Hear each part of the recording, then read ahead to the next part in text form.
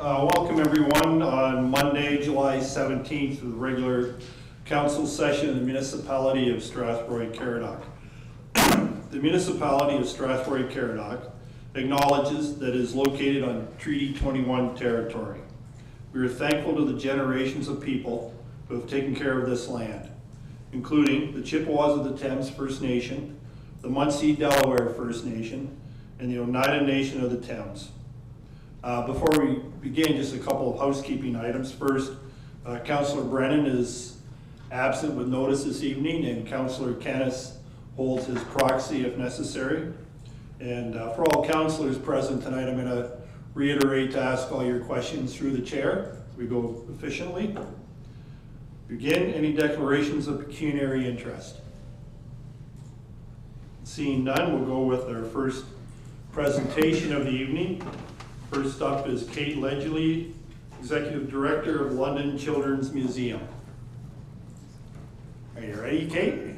Hello, I'm ready. Do you have, are the slides available for me to, there we go. I've done this a lot of times, I could probably wing it, but that's really helpful. Do I just indicate when? Sure. Thank you. So thank you all so much for having me this evening. My name is Kate Ledgley. I'm the Executive Director of the London Children's Museum. I appreciate that you're giving us the time today. I'm just curious, I guess, who has been to the London Children's Museum before? A number of you. So it just gives me an idea of where we're starting from. So just to give you a quick history of the London Children's Museum, we were, if you don't mind, another one. So we were started back in the 70s. We're actually Canada's first children's museum and one of only 9 to date. We really are the Children's Museum Science Center for this, we're called the London Children's Museum, but we are the Children's Museum Science Center for Southwestern Ontario for this region. We have a large pull from the region. So we moved into our first home, our permanent home at 21 Warncliffe over 40 years ago. We were incorporated in 1977 as London Regional Children's Museum. And basically we were started on the premise by our founder that children learn through play, they learn through hands-on, engaging experiences, real-world experiences, and that rings true for us today. We have been in our home for over 40 years. We have outgrown our home. So around 2014, we started planning for a new home, and in 2018, we made the announcement that we are moving to the Kellogg building at 100 Kellogg on the 4th floor, and then we began to dream of a new children's museum. So I'll just quickly, our vision today is that a community where children's voices are honored, play is valued, and lives are transformed by a love of learning. Again, this is needed so critically now in the lives of children today, particularly following the pandemic, the mental health crisis facing children. Play and hands-on learning is how children process trauma, it's how they grow, it's how they develop, it's how they learn about the world around them, and that is our mission. Next slide. So some of the programs and services we offer, we have exhibits that range from space, dinosaurs, a community, nature-based. We have a collection, we have public programs, STEAM-based programs, education, so curriculum-connected education programs, and we remain as accessible as possible. So we have free family fun nights. Our goal is that as many children and families in the community have access to these types of experiences as possible. Next slide. Again, how we deliver on our mission, play and hands-on learning, and I know we've seen the work that you have all done with your junior skills and trades programs. That hands-on learning is so essential to every child's healthy growth and development. And that we take play very, very seriously at the Children's Museum. And again, particularly following the pandemic, we felt we're seeing more and more the need for this type of programming in the lives of children, the increase of screen time, the reduction in free play time. So we take play very seriously at the Children's Museum. Next slide. Again, the purpose of a children's museum in a community, we celebrate childhood, nurturing curiosity and learning, building community. It's a space where all children belong, children can feel valued, and can see themselves growing into an astronaut. They can be a farmer, they can play real world roles and learn about themselves. Next slide. So people ask us, why do you need a new children's museum? We were growing pre-pandemic. We saw an increase in attendance of over 25%. Following the pandemic, we're actually seeing more people through our doors now than we did pre-pandemic. Our new children's museum is going to give us double the exhibit space. We're currently over 3 floors. It's quite inaccessible. It will allow us to be much more accessible. There are many limitations of the current building. And we'll take our exhibit space from 11,000 square feet to 19,000 square feet. It also allowed us to build a children's museum with the community in mind. It will be a museum for children by children. So we had input from over 500 children and families from the entire region, London, surrounding region, asking them what they wanted to see in a new children's museum. So we are building completely from scratch. One of the things we did here was children in the age 9 to 12 range need things to do too. That is an age group that is often left out, does not have a lot of services, and is, again, facing such a crisis of mental health in that age group, younger and younger. So we want to engage those children longer. Next slide.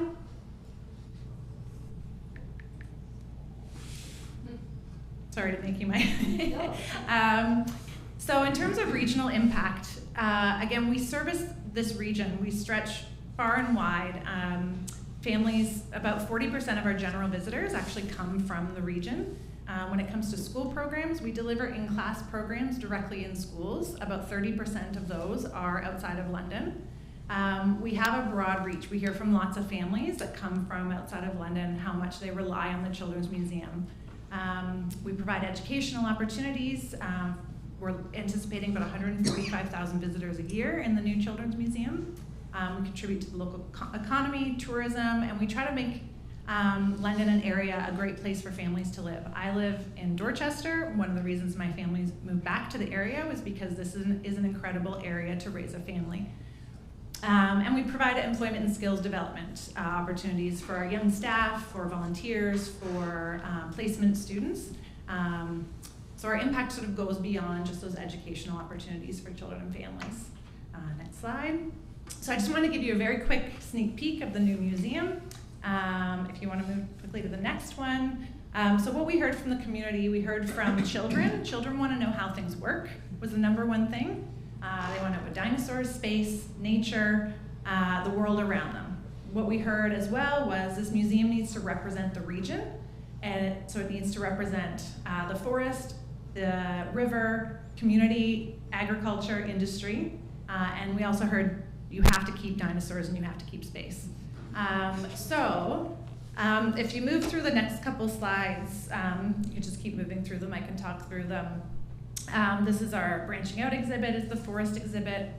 It's a network of trees where kids can explore animal habitats. The tree houses are actually designed by children.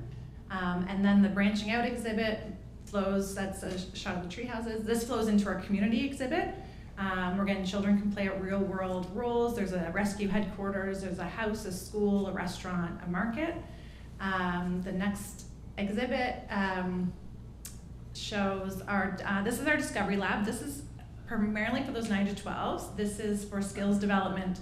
There's a woodworking area, a maker space, and an art studio. So that woodworking area allows children to work with real tools, the things that they don't always get the opportunity to do, and hopefully will appeal to that older audience as well.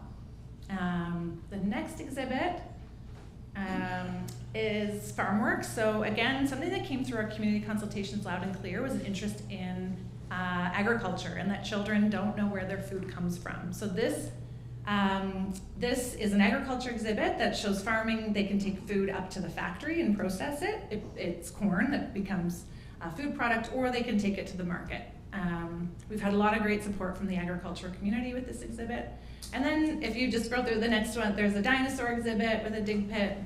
There's a cave system where children can dig for gems and minerals, as well as our space exhibit where they can look at the stars. And then there's a water exhibit, which is, you know, the river is so important to this area. Children, helping them understand what it means to live along a waterway, how humans impact the water. So jumping to our, I know, I don't want to take up all your time. So our, the project to date, the pandemic had a dramatic impact on our project budget. So it added 40%, which was $6 million to our budget. So the total project, includes the planning, the design, base build, exhibit, fabrication, installation, is $22 million. To date, we've secured 16, so our delta is $6 million, so we are continuing to look for support.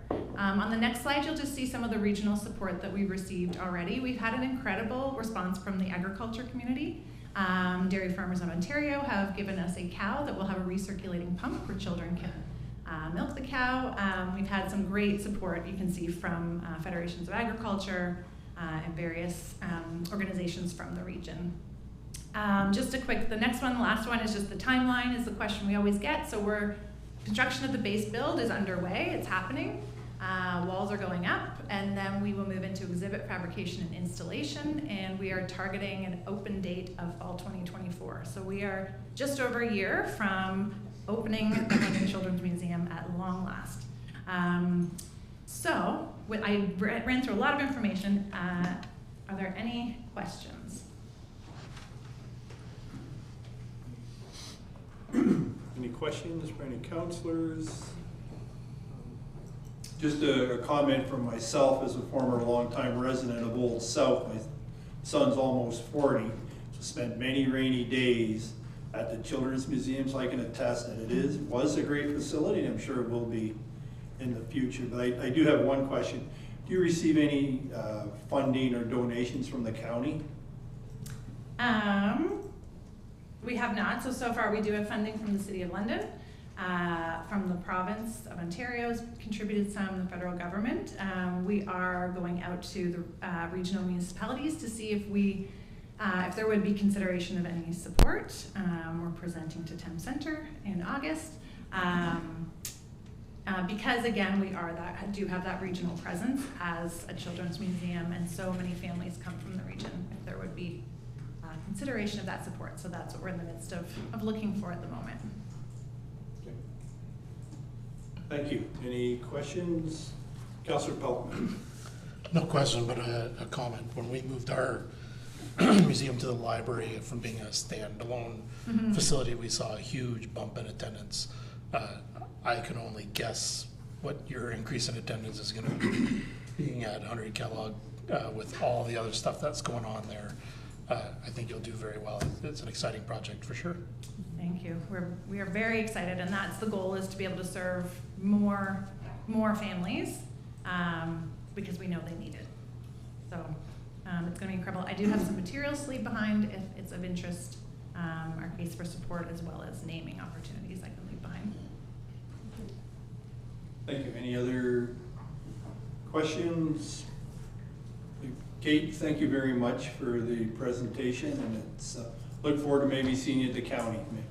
Thank you so much for giving us the time, and let us know if you think of any potential other opportunities for support, for collaboration. We are open to hearing, so please be in touch. Can I leave this? Thank you so much. Thank you. Thank you very much. We'll now move on to the 2020 draft audited financial statements presentation from BDO, but I think it'd be appropriate to have them go through the audit and the presentation before we move on to any motions or approvals. So, sure. I think we have a presentation Yep. slides. All right, can you flip to the next one? So good evening, thanks for having us here tonight. My name is Pete Barnes, I'm a partner at BDO. Also with me is Gail Keeler. She's a senior manager in our office, and as you can see, she's worked on the Strathroy file for a number of years. Want to roll it? So this is the agenda showing what we'll be covering tonight. So I'll be going over the audit report and the year-end letter, and Gail will be going over the other three items, the highlights from the statements, other highlights, and the other financial statements. Just a quick update on the status of our audit. We need our audit representation letter signed, which we sent to Bill today. And once that's signed, there'll be some subsequent events work we need to do once the statements have been approved. Next slide. So the independent auditor's report is unchanged from the prior year. So as you can see from the slide and the audit report that's in your package with the statements, there are three main sections. Our opinion and basis for opinion, the responsibilities of management and those charged with governance, which is you as a council, and our responsibilities as auditors. So management is responsible for the preparation and fair presentation of the financial statements and for the internal controls. Council is responsible for overseeing the management or municipality's financial reporting process. Our responsibility as auditors are to obtain reasonable assurance about whether the financial statements are free from material misstatement, whether due to fraud or error, and to issue an audit report that includes our opinion. So reasonable assurance is a high level of assurance, but not always a guarantee that an audit will detect a material misstatement when it exists. So what we do is we identify and assess the risks of material misstatement, whether due to fraud or error, and then we perform audit procedures in response to those risks, obtain evidence to support our opinion. So I'll read out our opinion, which is the second paragraph of the auditor's report. So in our opinion, the accompanying consolidated financial statements present fairly in all material respects the financial position of the municipality as at December 31st, 2022, and its results of operations and cash flows for the year that ended in accordance with Canadian public sector auditing standards. So this is a clean audit report, which is the type of audit opinion that you want. You'll note that the statements aren't dated yet, so they're dated once we receive back all of our audit evidence. And now I'll turn it over to Gail, who will go through the highlights. Good evening.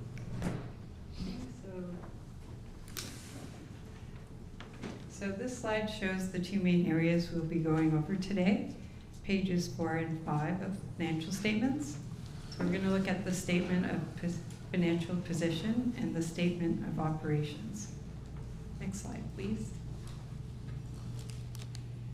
Okay, so this slide shows a 3-year comparison of the financial assets presented on your statements of financial position. You'll notice that overall the municipality is continuing to build its financial asset base year over year. In reviewing this trend, the municipality has increased its asset base by over 17.7 million, or 27% when compared with 2020. As you can see, most financial assets have remained relatively consistent with the prior year. So overall, the municipality is in a healthy financial position. Next slide, please. This slide shows the 3-year comparison of financial liabilities presented on the statement of financial position. You'll notice that overall financial liabilities have increased by $751,000 in the current year. As you can see, most financial liabilities have remained relatively consistent. Next slide, please. Okay, this slide shows the decrease of long-term debt for Strathroy-Caradoc over the last 5 years. As you can see, it has decreased over $3 million, or 55%. The next slide shows the expected principal repayments of the debt. Another $733,000 of principal is expected to be paid off in 2023. Details of long-term debt can be found in Note 5 of the financial statement package on page 15. Next slide, please. Okay, this slide shows the increase over the last 3 years of the municipality's accumulated surplus and tangible capital assets. At the end of 2022, the municipality had $180 million of tangible capital assets and over $228 million in accumulated surplus. Details of the breakdown of the municipality's tangible capital assets can be found in Note 7 on page 16 and 17. Details of accumulated surplus can be found in Note 8 of the financial statement package on page 18. Reserve and reserve funds on the next slide, thank you. This slide shows the increase in reserves and reserve funds over the last 5 years, an increase of $18.4 million when compared to 2018. In the current year, $4.7 million was added to the reserve and reserve funds. Next slide, please. So I would like to point out there was a change to the statements today on the statement of operations. The revenue budget numbers were revised.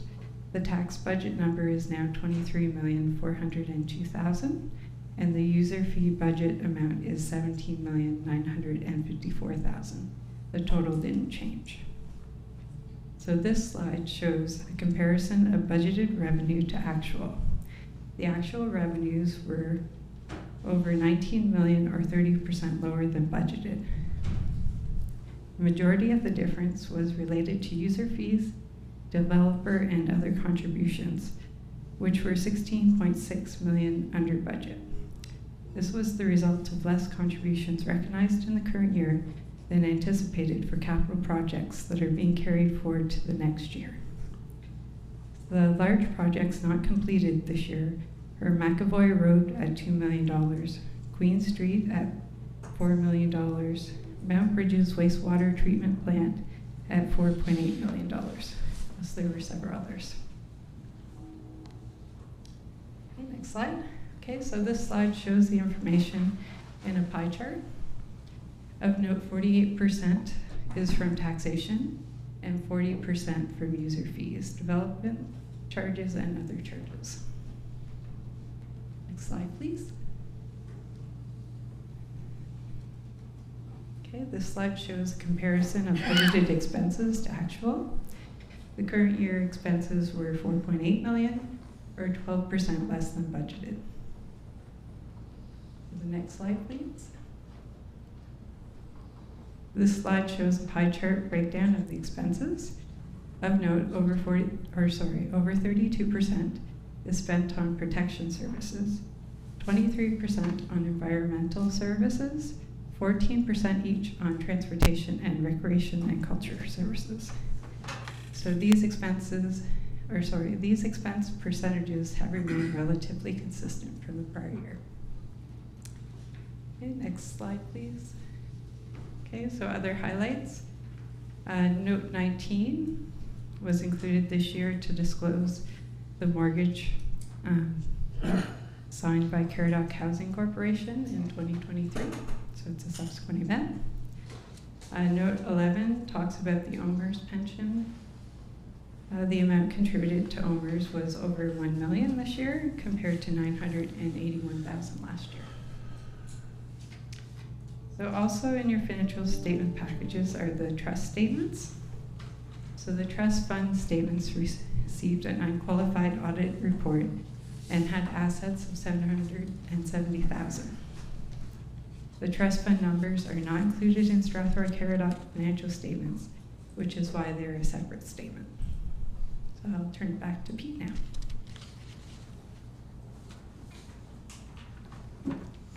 Thanks, Gail. So each year we're required to issue a final report to those charged with governance, which is you as a council. It's a follow-up to our planning report, which was provided to you before the audit started. So we're going to issue this once we have all our audit evidence, so it's to come, but there's a few items that we need to discuss with council while we're here. So we're required to update our independence since the date of our last letter, so we can confirm that we are still independent with respect to Strathroy-Caradoc as of today.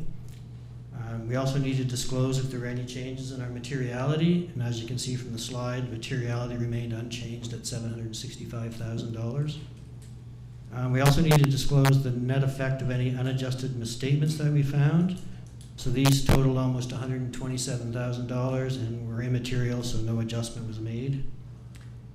The management representation letter we've discussed earlier, we need to sign to return before we can issue the final financial statements. And then we will be issuing a management letter on controls, which will be provided to management again once we sign off the audit. Next slide. So we just want to thank Bill, Lindsay, and the finance staff for all their help. They definitely make things run smoothly. Now we'll take any questions. Thank you. Any questions? Councillor Canis.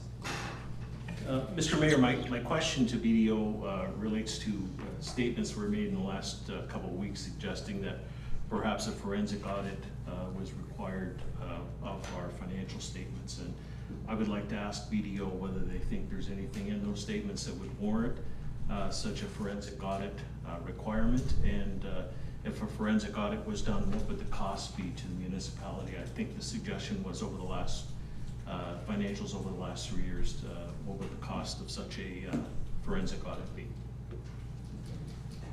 Okay, so I can say we've issued clean audit opinions for the last 3 years, stating the financial statements present fairly in all material respects the financial position of the municipality.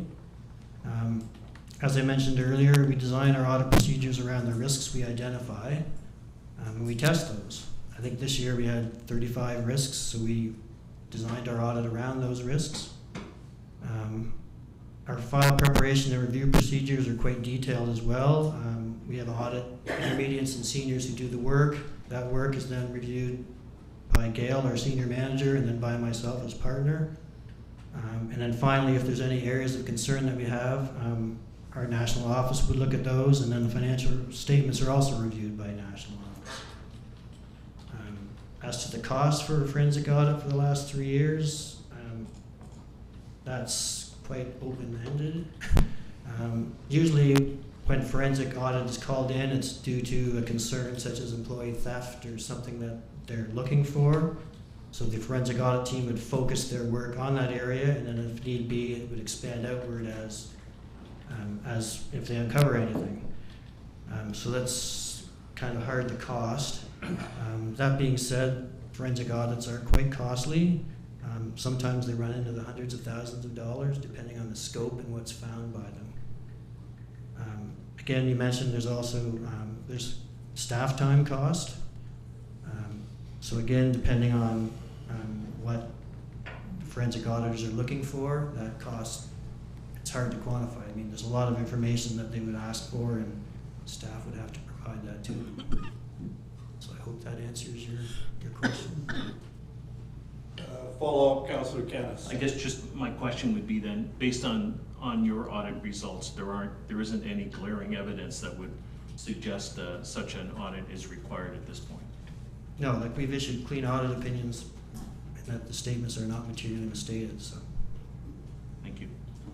Any other, Councillor Derbyshire?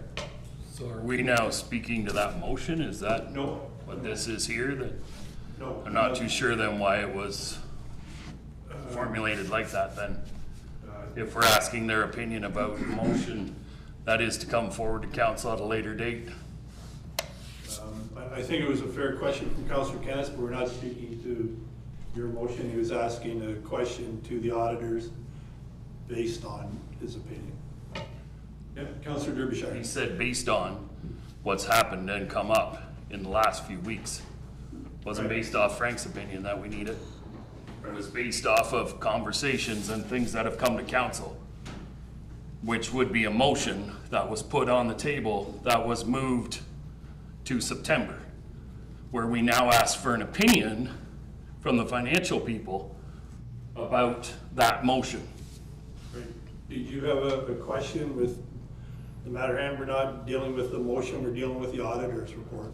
Okay, my motion, I guess my question then would be for the clerk. Are we allowed to do that, to speak to motions that are coming up on other council dates? As I understand it, through the chair to Councillor Derbyshire, as I understand, there already has been a motion passed by council to defer consideration to September. So I believe I don't know that there would be reconsideration at this time. My question through you Yes. would be, are we to speak on it then today? Because that's essentially what was asked. What's their opinion on a forensic audit, which is a motion that would be coming up in September, not today? I'm going to suggest no, that they would wait until the motion is before council. But that's my point. We should wait until the motion is before council to ask them their opinion on a forensic audit. We're not going to go in a circle about it, Councillor, but I think Councillor Kenneth's question was fair of the auditor. Based on the audit, did he see it that would trigger a forensic audit? The auditors were here tonight. It's fair for Councillor Kenneth to ask the question, and we can talk about it further when the motion comes forward to council in September. Councillor Wilsey. To the chair, to the auditor, just looking at the revenue that came up and on the slideshow, I can't remember the exact number because we didn't have a copy of the presentation, but our tax revenues were down by approximately 10%, and the user fees were down by a considerable amount as well. Did the expenses also go down to result in us still having a surplus, or how did we still get a surplus when our revenue dropped by so much? Let the auditors answer that question. So the expenses did go down as well. Some of the reasons for your revenue going down based on budget was some of the capital projects didn't move forward as expected. So as those projects are completed, that revenue will be recognized. It wasn't the same percentage, but the decrease in revenue and the decrease in expenses was not the same. Okay. Did you have a follow-up, Councillor Wilsey? Yeah, so that answers the expenses with the tax revenue. Is there a reason the tax revenue was down by as much as it was, or was that have to do with future recognition of the revenue as well? No, but maybe Lindsay or Bill, did you want to answer that? Director Dakin, did you want to answer that question? So again, I think through the chair to Councillor Wilsey, so I think part of it is budget looks at cash accounting, and our audit statements are based on accrual accounting. So you'll notice that there's about a 1.5, if I'm not mistaken, receivable for the tax revenue. So if you look at, we're down, we budgeted 23 and we're at 21. So we're within when you add the difference in the showing on the audited consolidated statement of operations and add in the taxes receivable, those two numbers would be almost bang on. Okay. Councillor Pelkman, you had a question. I did. On the, through the chair, on the very first slide, you had mentioned that there was a consistent increase in asset base. And I'm just curious what situation would result in having a decrease in asset base, because I don't think I've ever seen anything different than us constantly going in an upward direction. So I'm curious what would be happening in a municipality that might result in us going in a decrease. I would think if you purchased or spent a lot of money on tangible capital assets, that would decrease your cash. Thank you. Any other questions? Okay. Thank you for the presentation and the questions. Thank you very much. Seeing none, we'll move to the motion recommendation that the December 31st, 2022 draft audited financial statements for the municipality of Strathroy-Caradoc and the December 31, 2022 draft audited financial statements for the municipality of Strathroy-Caradoc trust funds be approved. Someone to carry the motion, Councillor Kennis, second by Councillor Pelkman. Are there any other further questions? Councillor Derbyshire. So through you to whoever wants to answer it, if we approve this now, when we go to 7.2, the reserve funds, do we need to approve them? Because in approving the financial statements, wouldn't we then also approve those reserve funds in 7.2? Can I take a stab on? I believe the key word is draft. Am I correct, Director Dakin, that we're approving the draft of the audit, not the final version? Am I correct? But I'll let you correct me. Through the chair to Councillor Derbyshire. So what you're approving is the draft statements which include those transfers to reserves and reserve funds that are at a later stage in this meeting. So those will also need to be approved because council has to approve those transfers. So if they aren't approved, then we'd have to go back and adjust these statements. I guess that, sorry, through the chair to you, that would be my point. If we approve these, we have to approve the reserves. If we don't approve the reserves, then this thing isn't approved. No, then, through the chair, through the Councillor Derbyshire, through the chair. So what we would have to do is readjust the statements and send those back to the auditors to have them review them, and then those would come back. Yeah. If that was the choice of council. Follow up, Councillor, did you get the answer? I think so. So if we approve these, but we don't approve the reserves, then we would send this back, this draft back to them and say, do something with it and bring it back. Which means we wouldn't actually be approving this draft. But I could be wrong. Maybe that's just how It's a valid point. It's a valid point. That's why I was asking, and maybe it should be moved behind the reserves, but what do I know? Through the chair to Councilor Derbyshire. So you have every right to approve these draft statements. If then, when we get to the section about the reserves and those are not approved, then we would have to go back and reissue statements again, and they would have to come back to council again. And the auditors would be present to do that as well again. Yep. Any other questions? Seeing none, all in favor of accepting the draft? Opposed? Carried.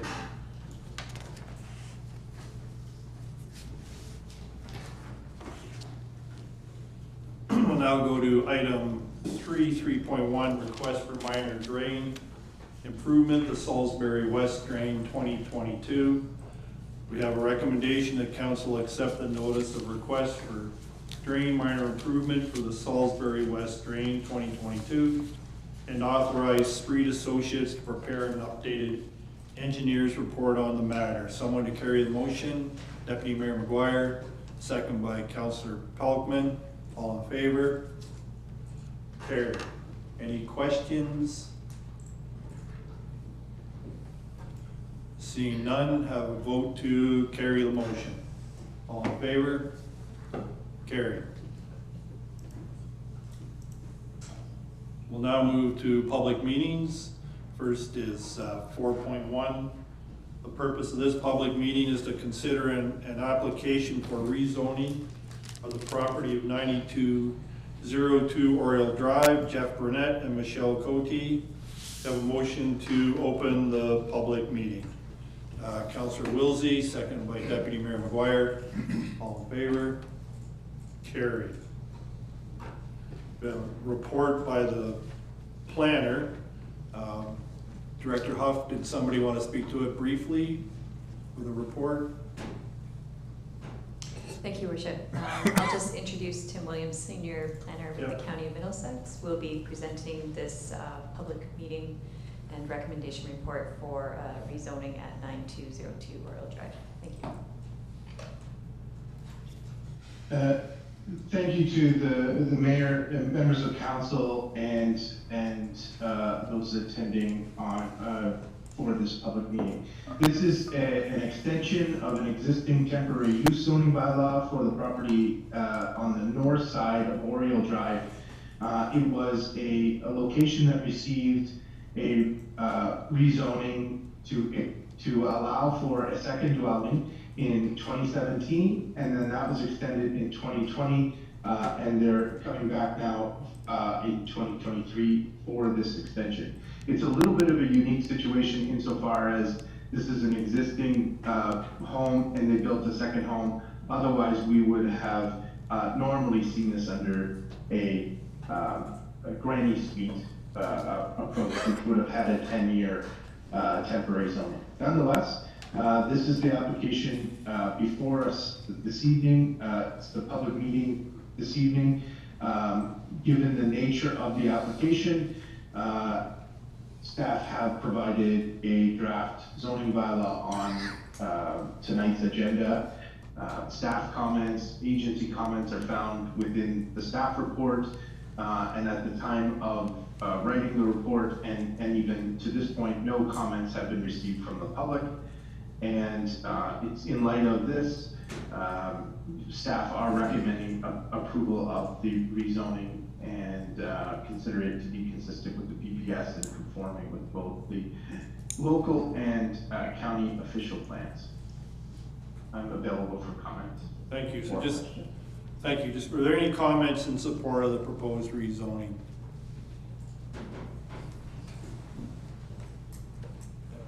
Just make your way to the podium and identify yourself and turn the mic on. Is it on? But, yeah.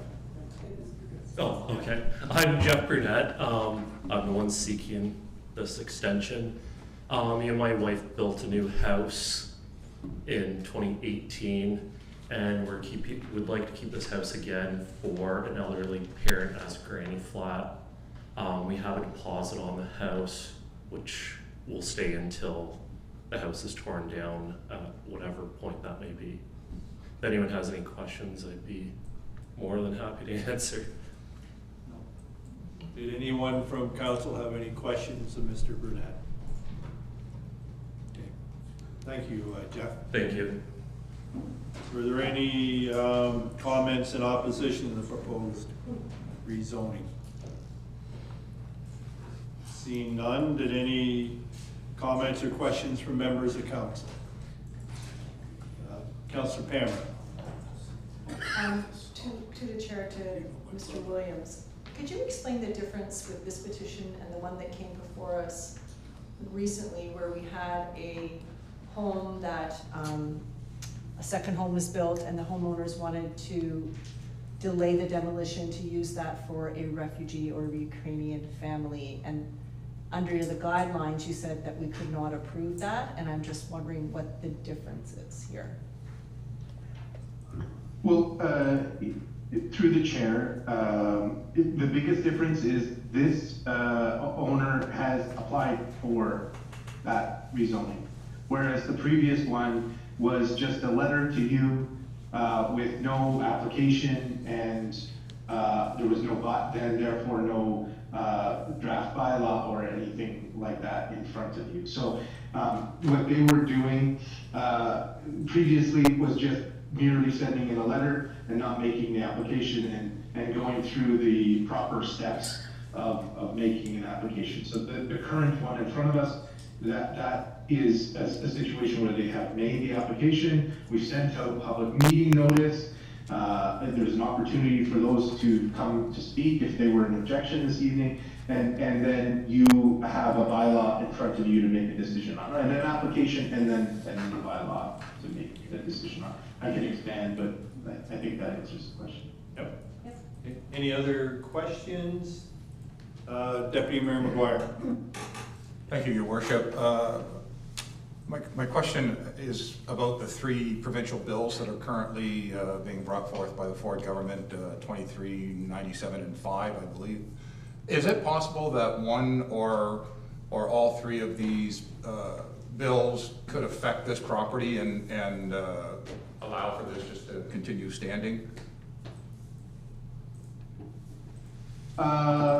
Yes, so through the chair to Deputy Mayor, the provincial policy statement is still being considered, and it's open for comments right now. If it were we have seen a draft of it, and that draft speaks to having multiple homes on a farm parcel. So in this particular situation that we are in today, which is a situation of essentially two permanent homes on one property, that is something that appears to be, if it were to stay the same as it is now, appears to be something that would be permitted in the provincial policy statement, and then we would see that and make adjustments to the county official plan and the local official plan, and then in turn the zoning to follow suit with the provincial policy statement. So the answer was not one of those specific bills, but relating to the provincial policy statement change.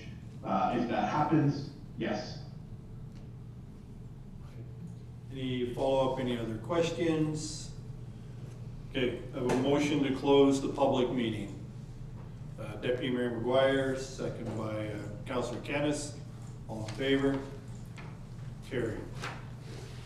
Now we'll go to the decision. We have a recommendation, the application for extension of the temporary rezoning be approved. Motion to carry, Councillor Hippel, second by Councillor Pelkman. All in favor? Carried. Thank you. Now move on to public meeting number 2. The purpose of this public meeting is to consider an application for rezoning of the property at 8120 Irish Drive. I have a motion to open the public meeting. Deputy Mayor McGuire, second by Councillor Pelkman. All in favor? Carried. Okay, I think you may be up again, Tim. Thank you, Mr. Mayor, members of council. Yeah, so this is a rezoning application that was first a consent application. It's a surplus farm dwelling severance, so this means that the surplus farm dwelling would receive an A2 zoning, and the remaining parcel of agricultural land would receive an A3 zone category. And these are for the existing property, which has an A1 zone category. So the property is located on the north side of Irish Drive, just east of Christina, and it's approximately 50 acres in size. As I talked about, it was first a consent application, and so the direction comes from that insofar as there's a requirement. One of the conditions is that this rezoning application come forward to council for consideration. So staff reviewed the application. There was a comment about the accessory purposes and residential purposes for the rezoning, so that's reflected in the draft zoning bylaw that's before you.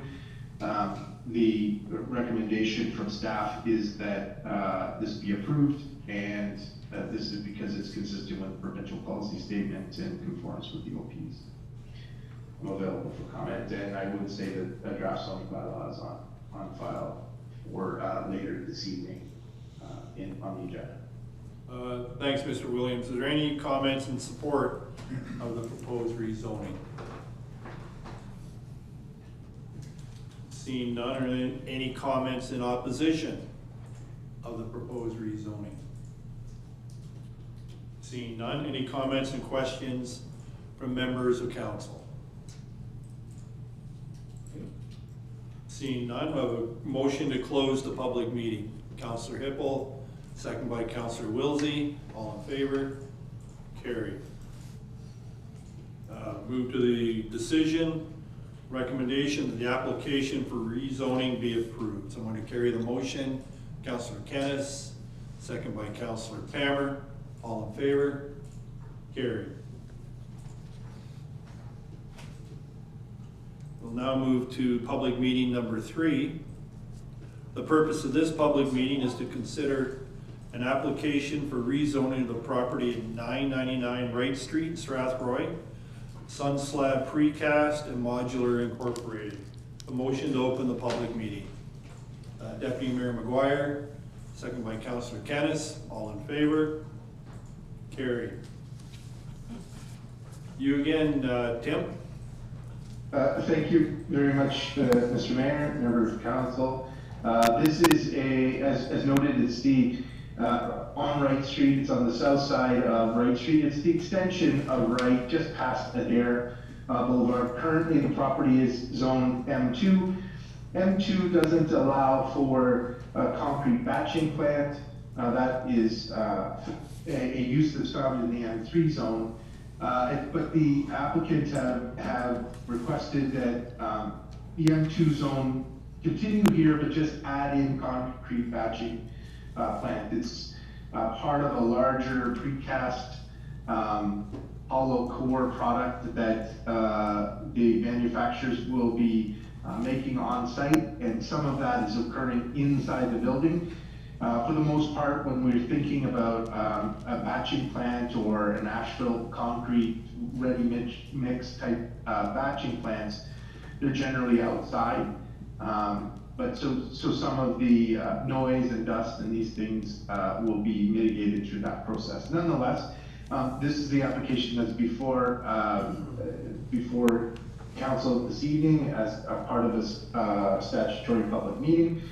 So comments may come from the public, but the report does go into detail of what the application is about and some of the details surrounding policy. I have put up on the screen a couple of pictures of the site plan, just so you get an idea. They're also in the report. It would be a site-specific zoning, and it's only adding, as I say, this one use to the permitted uses on the property. A site plan application would deal with all of the minor details relating to noise, dust, and the like.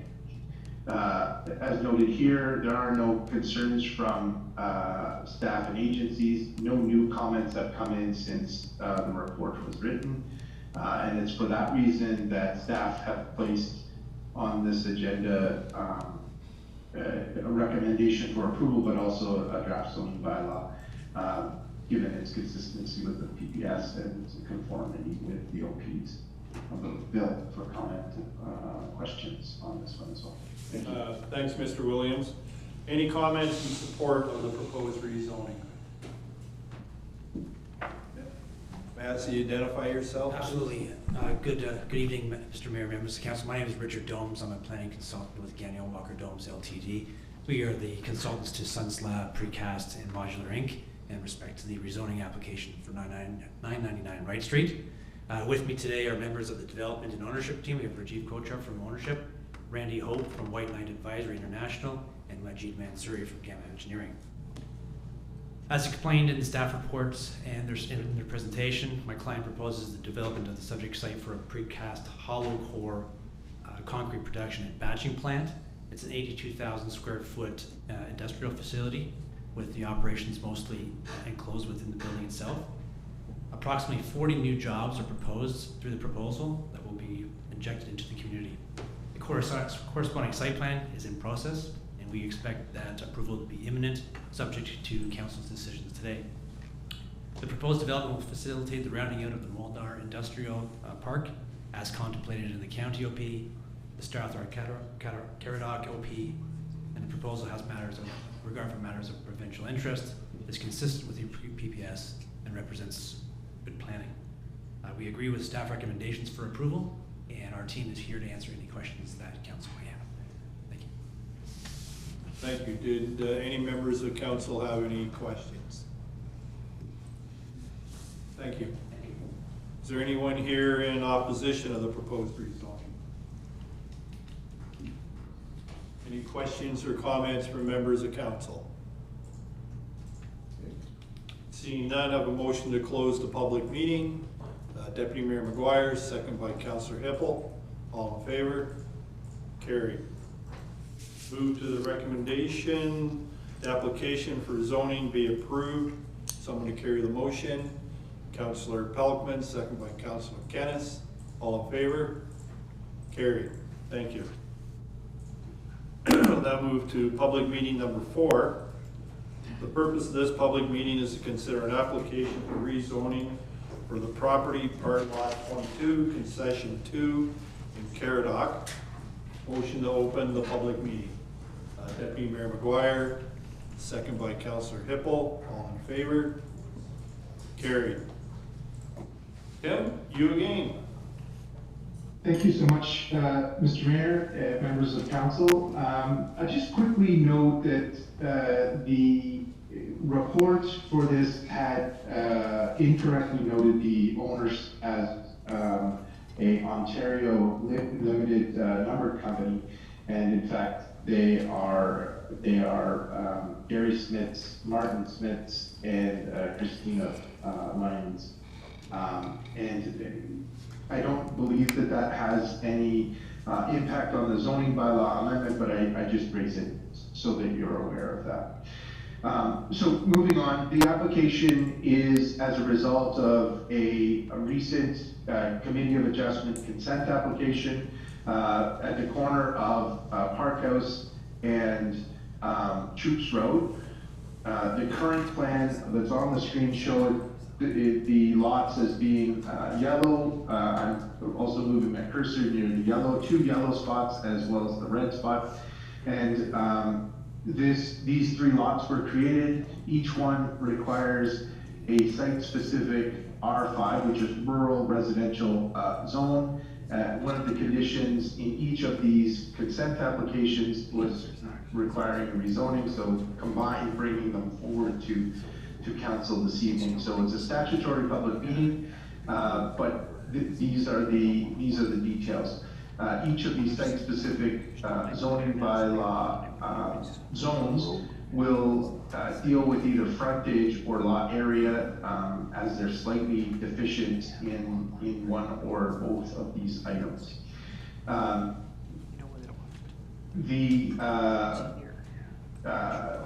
talked about the rezoning, sorry. What I wanted to just speak to was one thing in the consultation process. So since issuing the report, there was comments from the Ministry of Transportation requesting the relocation of the farm access off of London Drive. This is a similar request that was given during the consent application process, and staff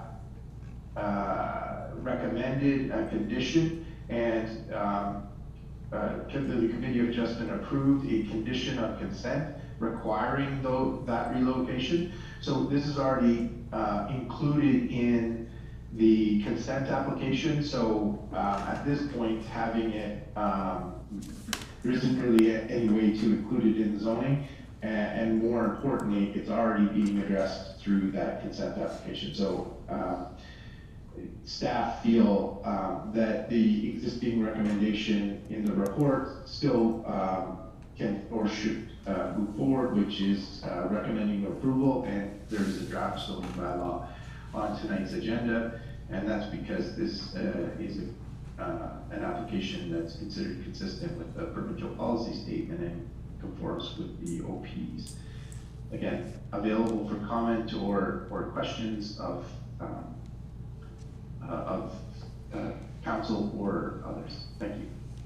Okay. First, are there any comments in support of the proposed rezoning? Any comments in opposition of the proposed rezoning? Any comments and questions from members of council? Seeing none, we'll have a motion to close the public meeting. Councillor Palmer, seconded by Deputy Mayor McGuire. All in favor? Carried. We'll now move to the decision. Recommendation the zoning bylaw amendment be approved. The necessary bylaw be passed by council. Motion, Councillor Kennis, second by Councillor Hippel. All in favor? Carried. Thank you.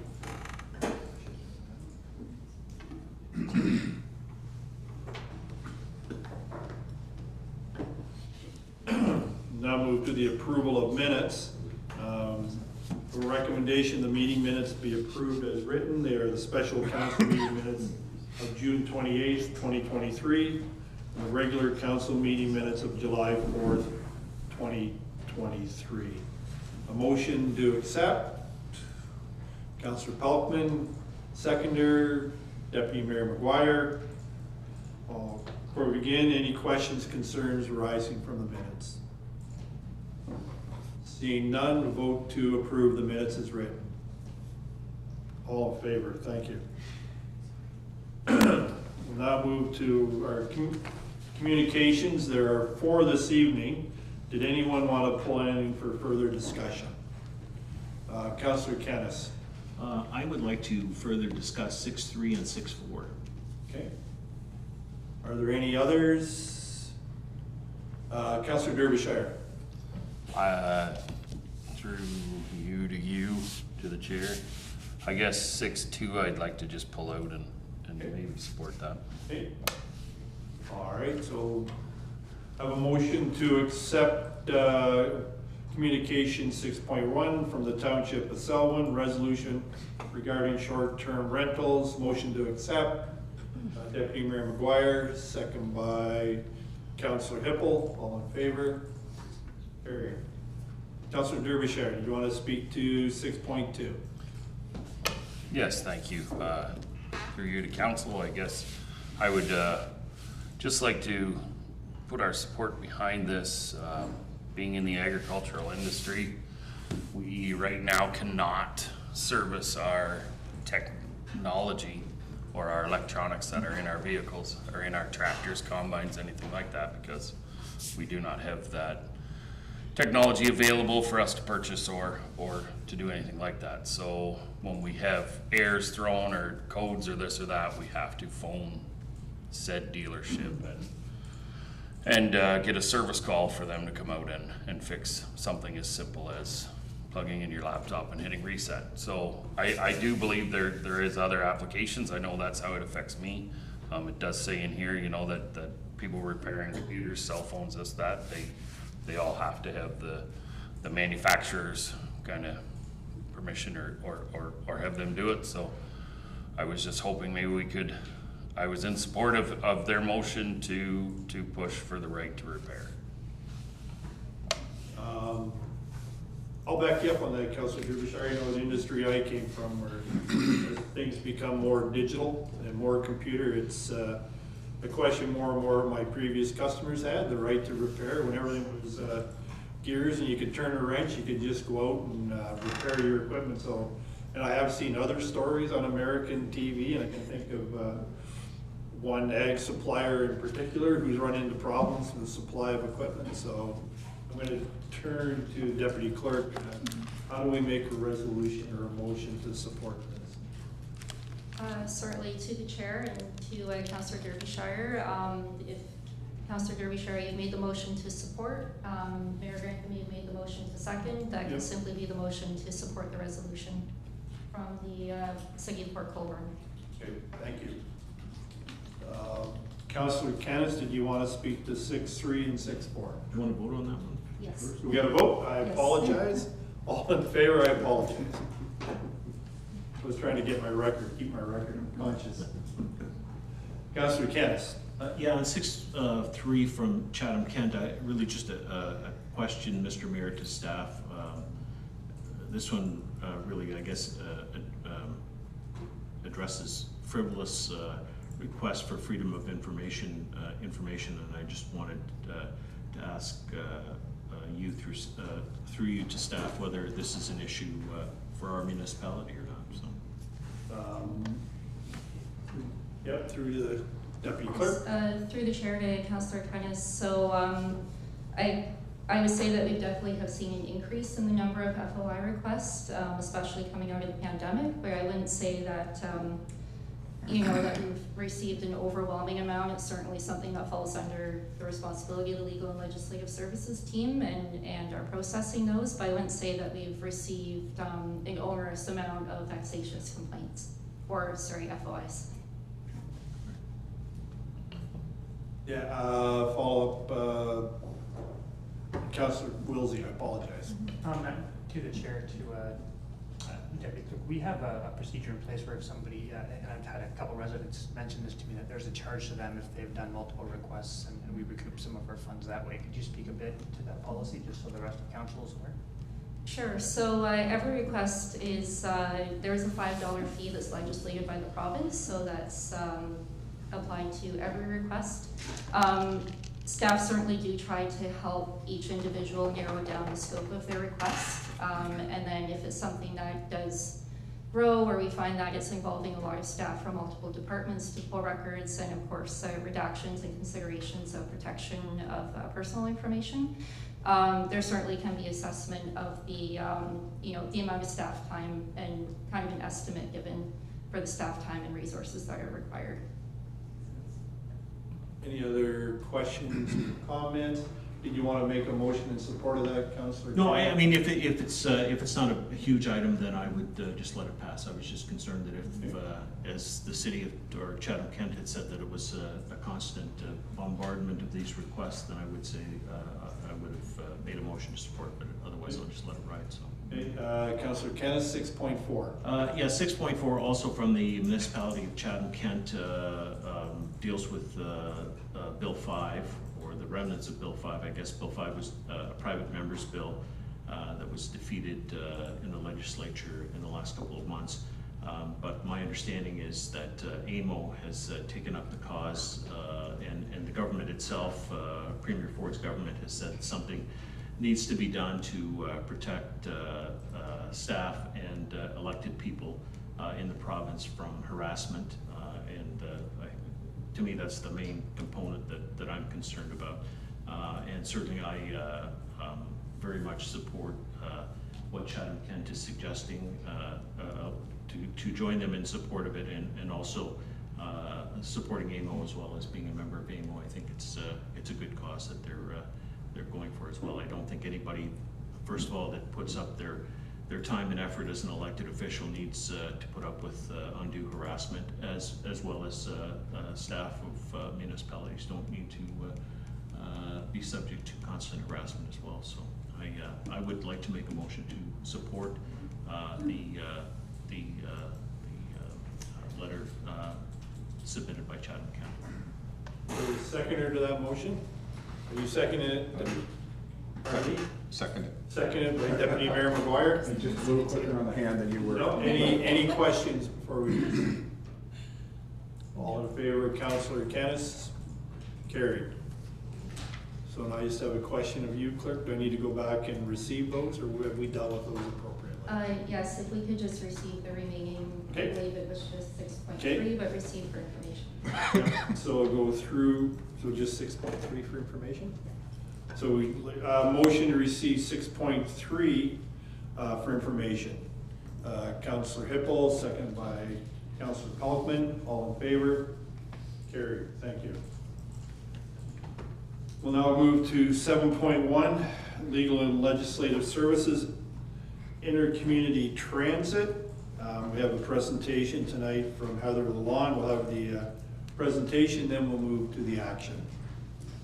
Thank you, Your Worship and members of Council. This evening I'd like to provide a brief overview of the Strathroy-Caradoc Inter-Community Transit Line, in addition to the details found in the Council report. Brianna, if you wouldn't mind just advancing the slides for me, thank you. Our transit line was one of 9 that was funded through the Provincial Community Transportation Grant Program in 2019. The actual launch date of the bus service did not start until 2021 due to the pandemic. Currently, our line runs 7 days a week, 3 times daily during the week, and 2 times daily on the weekend. Each bus can accommodate 18 passengers and 2 wheelchairs. The service is promoted through the municipality's website as well as social media channels. In 2022, a funding extension was announced to continue to March 31st, 2025. At this time, there is no indication that the funding will be extended. Next slide, please. Strathroy-Caradoc is a member of the Southwest Community Transit Association. An MOU was signed in 2020, which was created to coordinate the integrated delivery of inter-community public transportation services in Southwest Ontario, share information and develop best practices, identify economies of scale through shared purchasing and operating agreements, and act as a common voice to support long-term sustainable transit funding. The primary goal of the transit project was to provide connections between communities, as this slide shows how that happens. While you can travel through many communities, you cannot do it all in one day due to schedules. You can also see the lines often connect with Via Rail and GO Transit. The Strathroy-Caradoc line is classed as a Tier 3 line, which means we offer regular services. Tier 3 usually indicates 5 days a week with no evening service. It also means that we run on a schedule, which we do. But please remember that we run 7 days a week. Next slide, please, Brianna. This is our current route that takes passengers from Sarnia to Strathroy, Mount Bridges, Kamoka, and finally to London. There is 1 flex stop at the Via Rail station in Sarnia. Next slide, please. This is a pie chart that talks about why people use our transit line. As you can see, it's mainly for work and health appointments. Those are the primary reasons why people use it, but there is a good range of uses. Next slide, please. This graph shows you that ridership continues to grow stop by stop. The most popular stop is downtown London, but the Strathroy stop numbers are increasing at a steady pace. Next slide. Since the route started, we have realized a steady increase of passenger numbers, with last month, June 2023, being the highest to date. Next slide, please. These two graphs show ridership by embarkation and debarkation stops. Again, the downtown London bus stop is the most popular, but the second highest number for debarkation is Strathroy, meaning more people are getting off the bus in Strathroy. Next slide, please. Our fares were developed on a sliding scale based on the length of trip. At this time, we accept cash only, and rides must be booked 24 hours in advance by phone. Voyago, who is our supplier of the service, reports no issues with this process. Many of the other transit lines have started to install technology to book and pay online, but that comes at an added expense, and that would be an expense to the municipality. Next slide, please. Middlesex County is part of those 9 communities that were awarded the funding and have 2 transit routes. These are the current ones. They have a full-time transportation coordinator who has been in place for several months now and has made some modifications to the routes as they were experiencing extremely low ridership. And their fares currently are $5 per trip, and that's to try and boost their numbers. And last slide, please, Brianna. As I mentioned earlier, funding for the intercommunity transit will come to an end on March 31st, 2025. I wanted to ensure the council had a good understanding of our current service, the numbers involved, and to start to think about next steps when it comes to transit in our community. The demographics of our residents are changing, and many are moving to the community with no transportation. Industries are reporting difficulty in recruiting staff as they have no way to get to work. I have outlined several options above that I feel are options for the council to consider, and I look forward to receiving feedback. And happy to answer any questions. Yeah, thank you. I'm going to start with my first question, because I had this one, and there's historical, so either Councillor Pelkman or Kennis or Councillor Hippel will know the answer. Why is Strathroy-Caradoc on their own and not with Middlesex Connect? It's one of the questions I had a couple of months ago when we started down this road. So I don't know. I'm happy to offer Yep. what I have learned Yes. since. The reason that Strathroy-Caradoc has an independent line was so they could control the route for our riders within the community. I don't know if you can add to that, but that's... Yeah. Councillor Pelkman, I think it's an important question to answer. Why Yep. separate from the county? So my memory is that's how it was presented to us. It was already a joint venture application between Sarnia and Strathroy and the City of London, I believe. Okay. Thank you. Any other questions, concerns? Councillor Pelkman. Yeah, just in overall, one of the things that I think it's an issue, and it could be a success story, is, when you're talking with transit, you need to stop where people want to go. And the problem with this system is it doesn't necessarily do that. It does to a certain extent, but I've been thinking for quite some time, and certainly the increase in value of housing, I think, where people will have to decide between having a place to live and owning a car is probably close at hand for a lot of people. And so I see that perhaps our own transit system within Strathroy-Caradoc might be more important than this. But on the flip side, the two might operate in conjunction, so that if people were coming into Strathroy from out of town, either from Sarnia or from London, to work here, then intermunicipal transit system could get them where they need to be, which to me would be the 2 industrial parks, or currently it stops downtown. I have been surprised whenever I see the bus pull up I park myself in the parking lot and watch to see who gets off and what they're doing. And sometimes I ask the people just to see, I'm surprised actually how many people are using it because it's convenient, it's not the most convenient, you know. Yeah. Any other questions, comments? Councillor Kennis. I guess a couple questions. First of all, is ridership, Mr. Mayor, where it was expected to be at this point? I guess based on the current volume, what percentage of costs are being covered by actual riders? And then a comment, I think if it's something that carries on beyond 2025, I guess we need to have a better understanding of existing transit systems like this. What percentage is reasonably covered by riders and what percentage is subsidized through other means.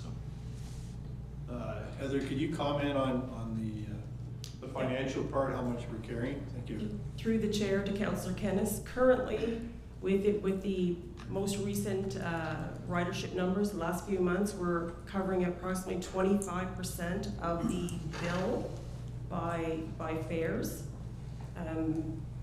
Our current line runs about in the top 3 of the 9 that are existing. So we're doing fairly well, but as you can see, it will have a significant financial impact if we keep it in its current format. There are several municipalities that are trying on-demand services, but again, that will come with financial impact. Councillor Wilsey. The 370, to the chair, the 370,000 that is in our budget that we're getting covered by a grant, is that our portion or is that the portion of all the municipalities' pool for this system? I don't know who can answer that, either yourself or the Director of Finance. That's a good question. Through the chair to Councillor Wilsey, so that is, we're the lead on the agreement with London, Sarnia and ourselves, so it's us that pays that out of the grant money. So the grant money is all based through us and we make that payment. Any other questions? Thanks, Heather, for the report. I think the key date is 2025, or we need to make a decision. So a recommendation that council receive report ED 2023-01 as information from the Development Commissioner regarding the intercommunity transit service that the municipality of Strathroy-Caradoc operates as a result of funding from the province of Ontario to 31 March 2025. Motion to accept the report. Councillor Kennis, second by Councillor Kalkman. Can I ask one more question? I should have asked it earlier, but if this is something that we were consider carrying on beyond 2025, when do we need to start looking at this as a future ongoing project?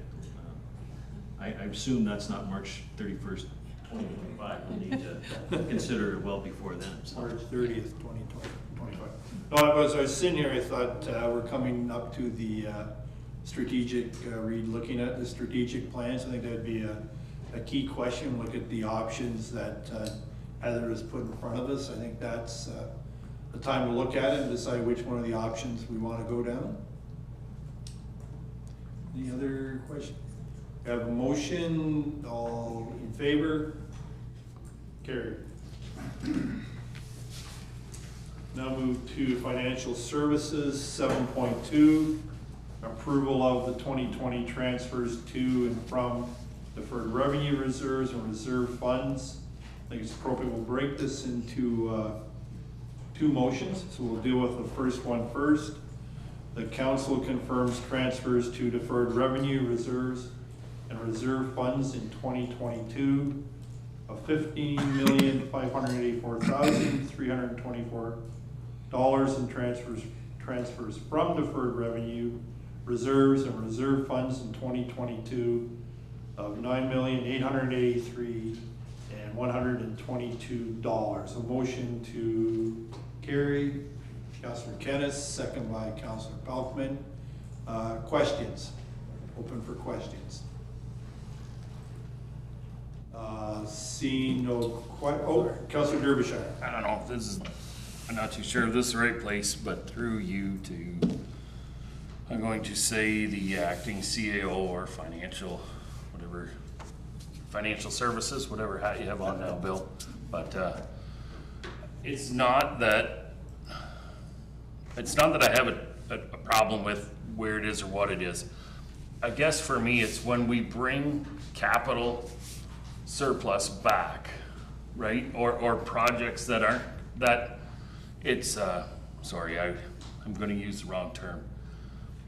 When we approve projects for like the Strathroy waste, or the Mount Bridges wastewater at 4 point whatever million, we put that into a reserve, or pull it out of the wastewater and put it over to theirs, and then we bring it back because it wasn't used this year.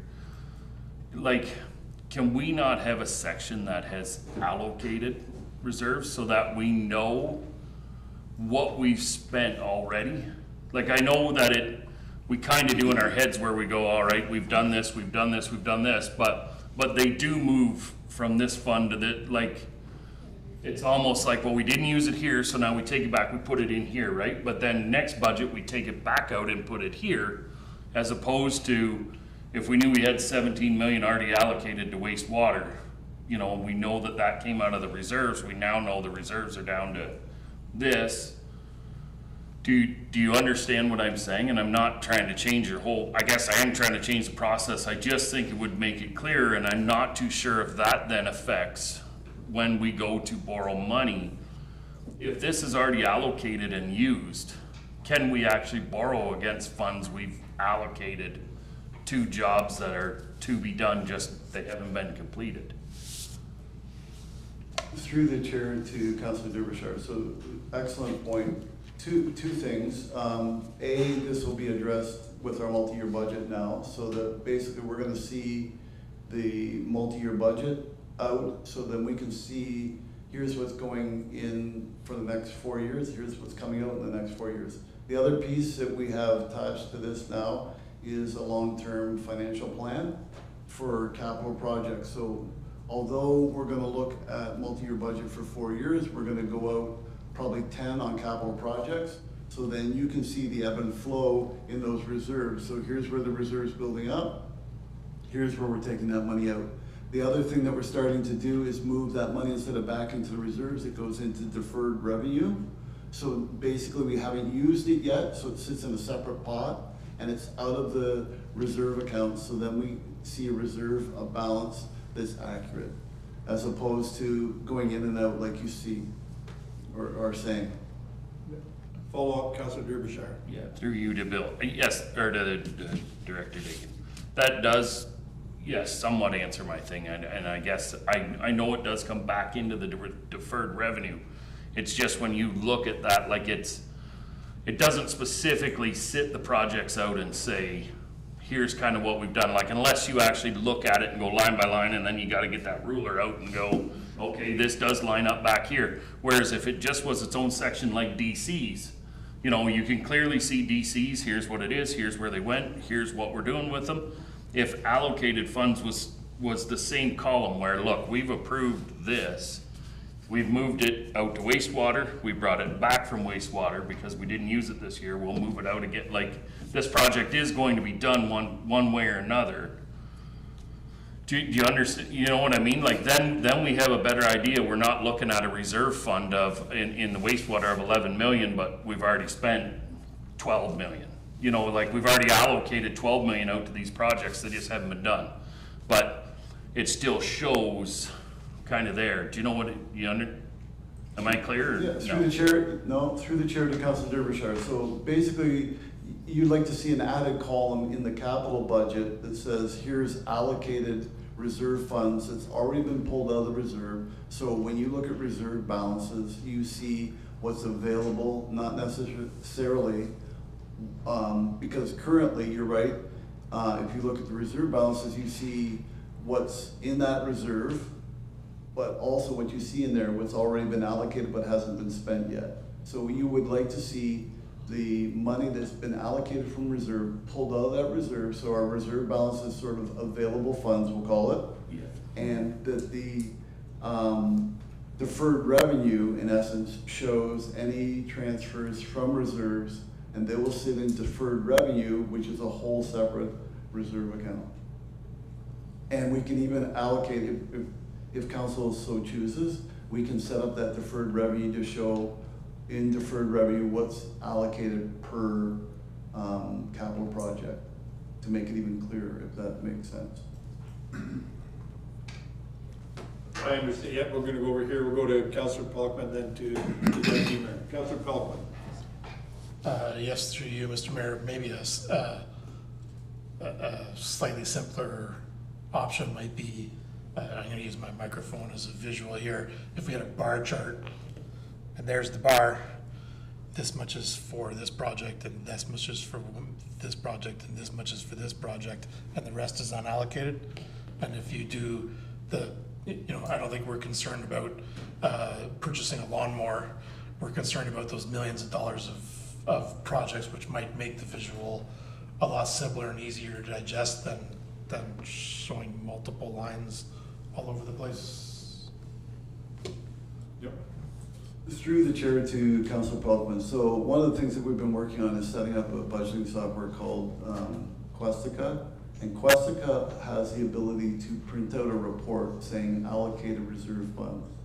Where, because of just the sheer annual rigmarole of budgets, I think what will happen is once we get all of this budget stuff into this Questica software, we can print out a report and saying, here's what's allocated out of those reserves. So again, using your microphone idea, saying this has already been allocated for this project, this project, this project, this is what's available. And we can also flip out a report that says, here's unallocated funds sitting in that reserve that are available. It'll also give you that ebb and flow like I've been talking about with that 10-year plan now. We can say, all right, it's gonna build up, but here's where we're gonna pull out. So there will always be X number of dollars available in that fund. Deputy Mayor McGuire. I just have a definition question, Your Worship. So I think I'm following the conversation, and I'm glad Councillor Derbyshire brought this up, because I do find it difficult to follow what is allocated within the reserve. So I think this is great. A couple of times you've used the terminology of a deferred reserve. Is that the same as an allocated money? Through the chair to Deputy Mayor McGuire. So yeah, I would say yes, deferred revenue not necessarily is always from a reserve, but deferred revenue would be, so a good example is we received about $2 million for the Skilled Trades Center. That money is sitting in deferred revenue because we haven't expensed it yet. This year we've probably expensed the lion's share of that, buying the equipment now for the Skills Trade Center. So that money was sitting in there, that is from grant money. So deferred revenue is kind of a mishmash, I'll say, of different revenue streams that have been allocated for a specific purpose, but we haven't met the expense allocations within that. So Skills Trades is a good example. You have $2 million sitting in there. We'd expense maybe 40,000 of that just in operating expenses, consultants, those kinds of things. But now the lion's share of that probably is pretty close to being spent because we've actually gone out and bought that. So the nice thing is we had the $2 million sitting there in deferred revenue, which had a specific purpose for why we had that money. And then we didn't have the expense side yet. So once we get the expense side, then we transfer the funds from deferred revenue to cover that.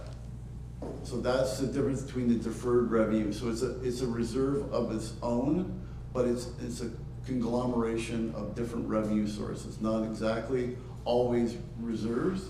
It can be grants, it can be taxation even.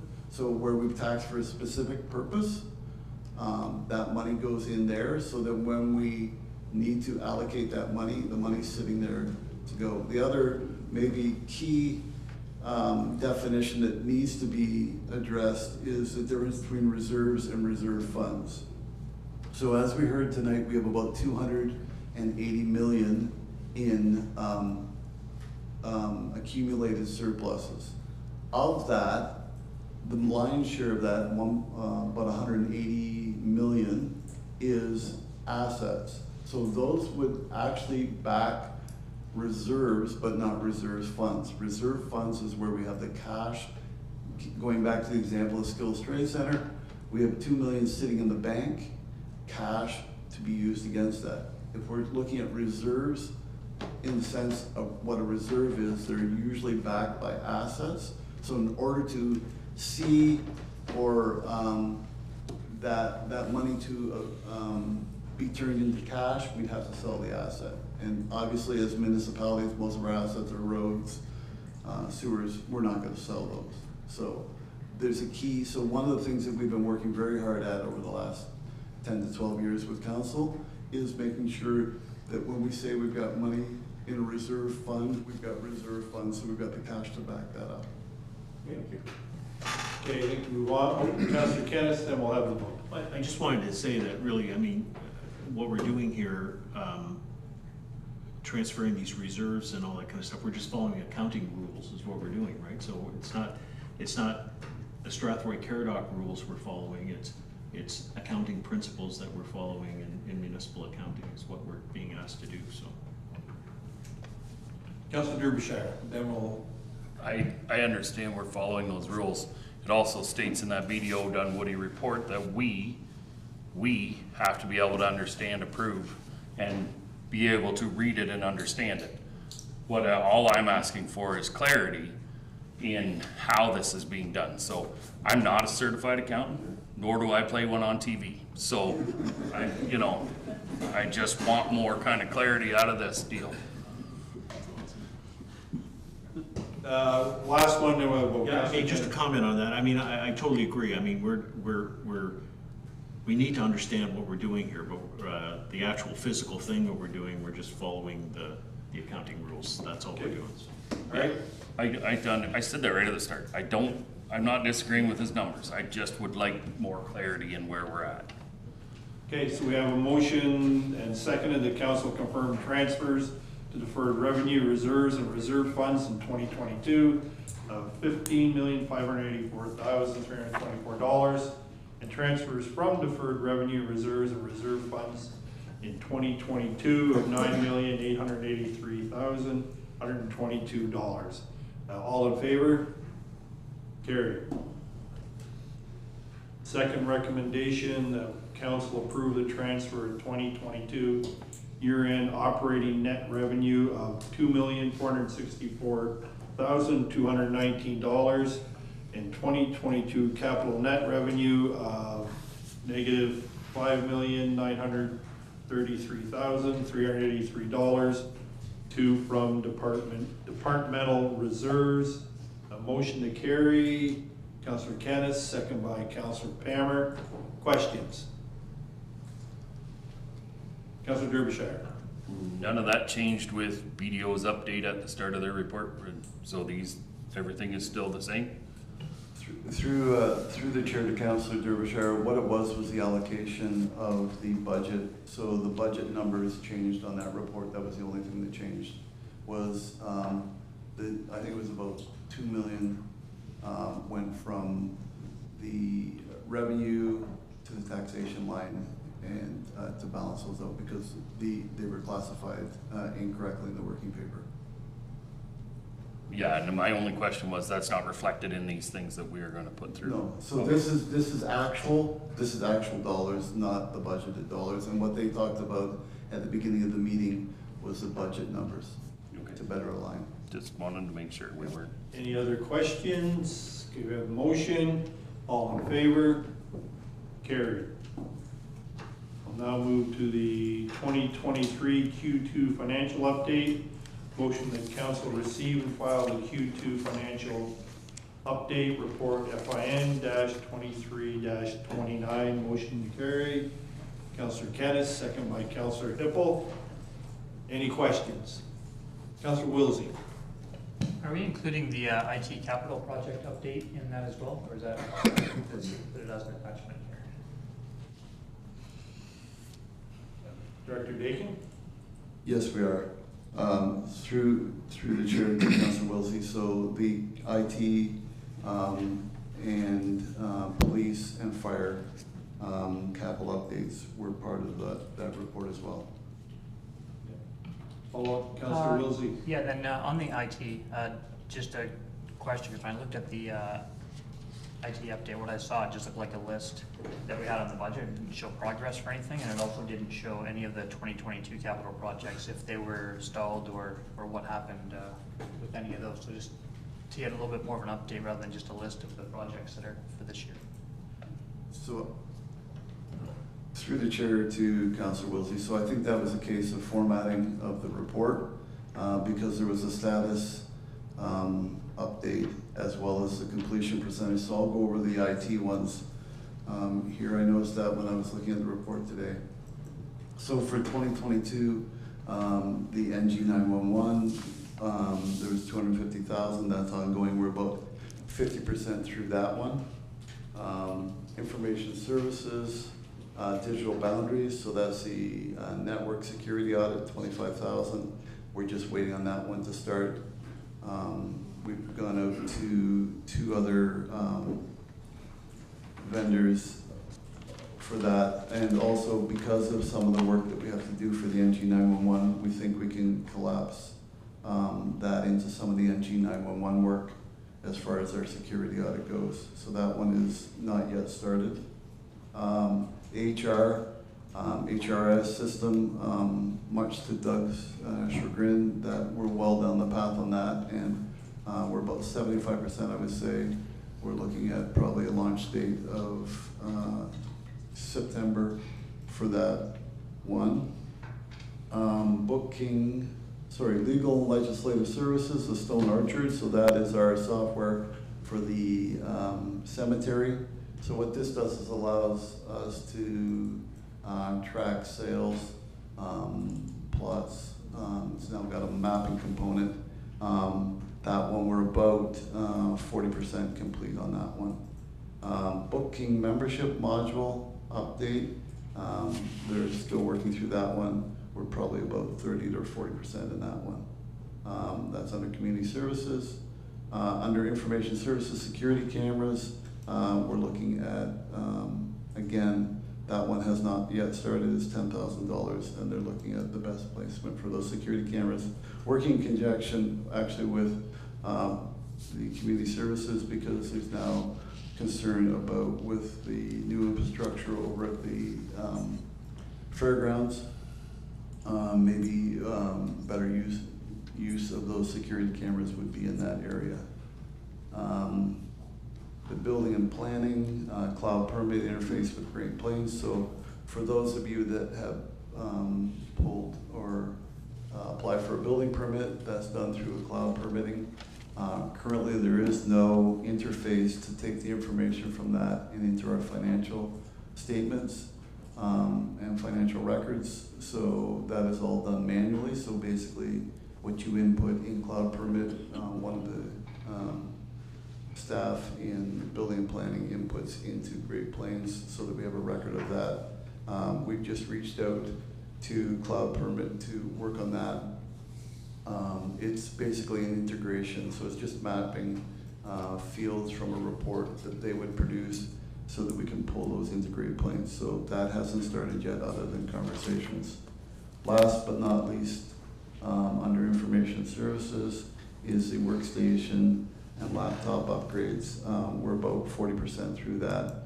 A lion's share of those were part of the election process last year, where we were able to purchase some of that equipment for the elections and then reutilize that in the departments here. So we're about 40% on the information services upgrades on workstations, laptops. I can carry on if you'd like for police and fire if you'd like. Could we just, possibly just update the attachment and send it out and Certainly. update those, so that's probably the best for that. My follow-up question on that is with where we're at with the capital and with the discussion we just had on deferred revenue. When all these projects go forward, how does that affect the IT reserve? Because if I remember correctly, it was just under 200,000. I see more than $200,000 worth of projects from 2022. So if we do it strictly through reserve, we'll probably have about a $30,000 deficit in the reserve. But if one of the things that we typically do on these projects is to look for extra grant money and those kinds of things as well. So there is potential for some of these ones that haven't been started yet to also look at other revenue streams as well. So if it's 100% through the reserve, it would put the reserve in a deficit of about 30,000. Any other questions? Councillor Derbyshire. Oh, yeah. Through you to Bill. I guess I'm gonna ask about the fire hall replacement. I thought we had pulled the 250 out of there, but maybe I was wrong. I thought that was the what stuff that was allotted for the purchase of new grounds. But we left that in. Did we leave that in? Or what are the three? It says 350 and 250. So through the chair to Councillor Derbyshire, that money is all allocated from last year, not allocated, but sitting in the budget from last year, so there was no reduction on that. One of the things I believe has come forward was the possible use of some of that money for some of that bunker gear that the chief had noted that a second set of bunker gear was probably a good idea. So we could use some of those funds. I know, I'm not sure the status of that report, but I think there's a report coming where there will be the discussion of possibly pulling some of those funds for that, because, and the timing of that would allow that, most of that gear won't be in until 2024 anyway, so the lion's share could probably come from the 2024, so we can have that discussion. But both those, because that money was allocated from 2022, or at least charged for in 2022, it's there currently, so there's no new money added to that, no. Any other questions? Seeing none, we have a motion that council receive and file Q2 financial update report, FIN-2329. All in favor? Carried. Now move to the building and planning capital budget. Motion that council receive report BBP-2023-87 for information. Someone to carry the motion, Deputy Mayor McGuire, second by Councillor Pelkman. Any questions?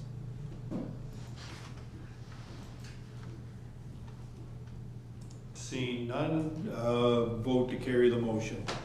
All in favor? Carried. Community Services Capital Project Update Q2. Recommendation that council receive report CS-2023-16 titled Community Services Capital Project Update Q2 for information. Motion to carry. Councillor Pelkman, second by Councillor Hippel. Questions?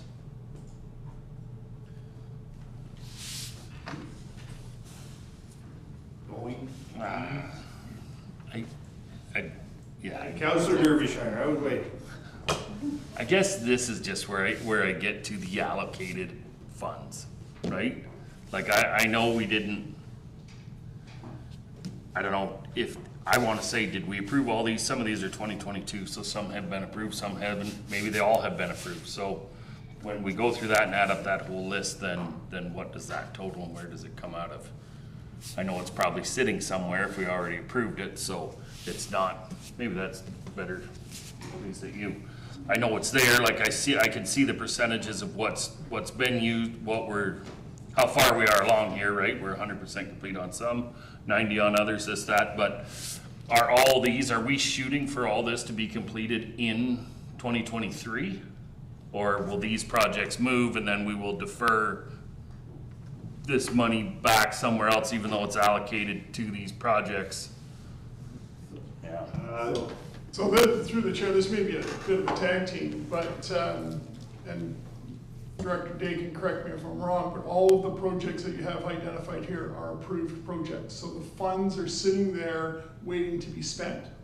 Projects that do not get completed in this calendar year or the calendar year of 2022, that money is then carried forward specifically for these projects. So the funds will always be there. You'll note that in my report I identified that a lot of these projects in 2023 won't get done until 2024 because of the late budget year. We'll strive to do our best to get the majority of them completed, but there are some that just won't happen.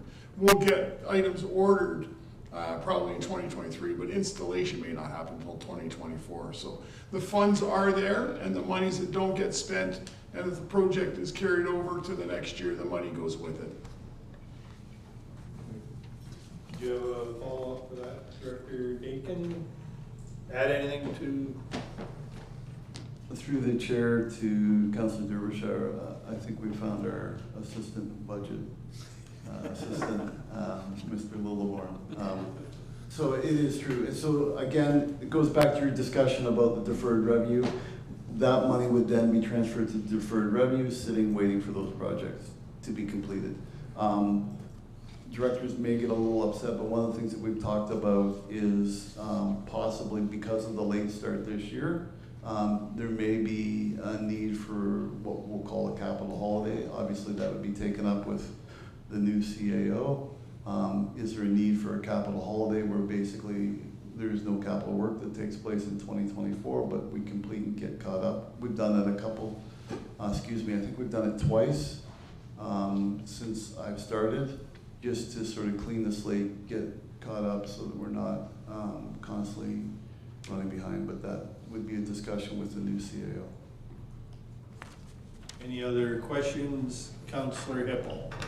Thank you, through yourself, to Director Dakin.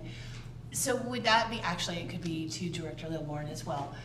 So for the two projects that have been, so they're the park projects that have been designed and they're done, but we're waiting to assume those parks.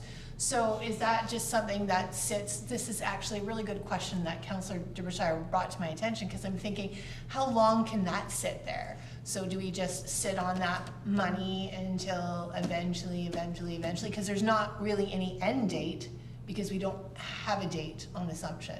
Is that correct? Through the chair to Councillor Hippel, that's correct. That money would sit until we're ready to do the project.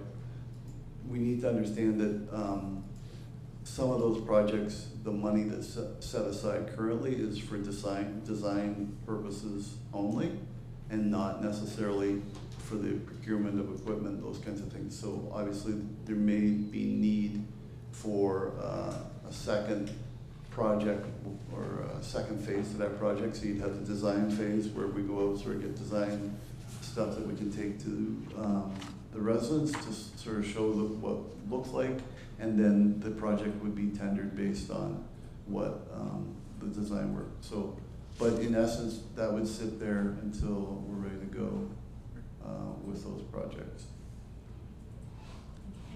Any other questions? Councillor Canis. Just a comment. We have to remember that we're only halfway through the year, so we've got like a half year's worth of revenue coming in every month, or over the next 6 months as well, and user fees as well. So that's also cash that's coming in on a regular basis as well.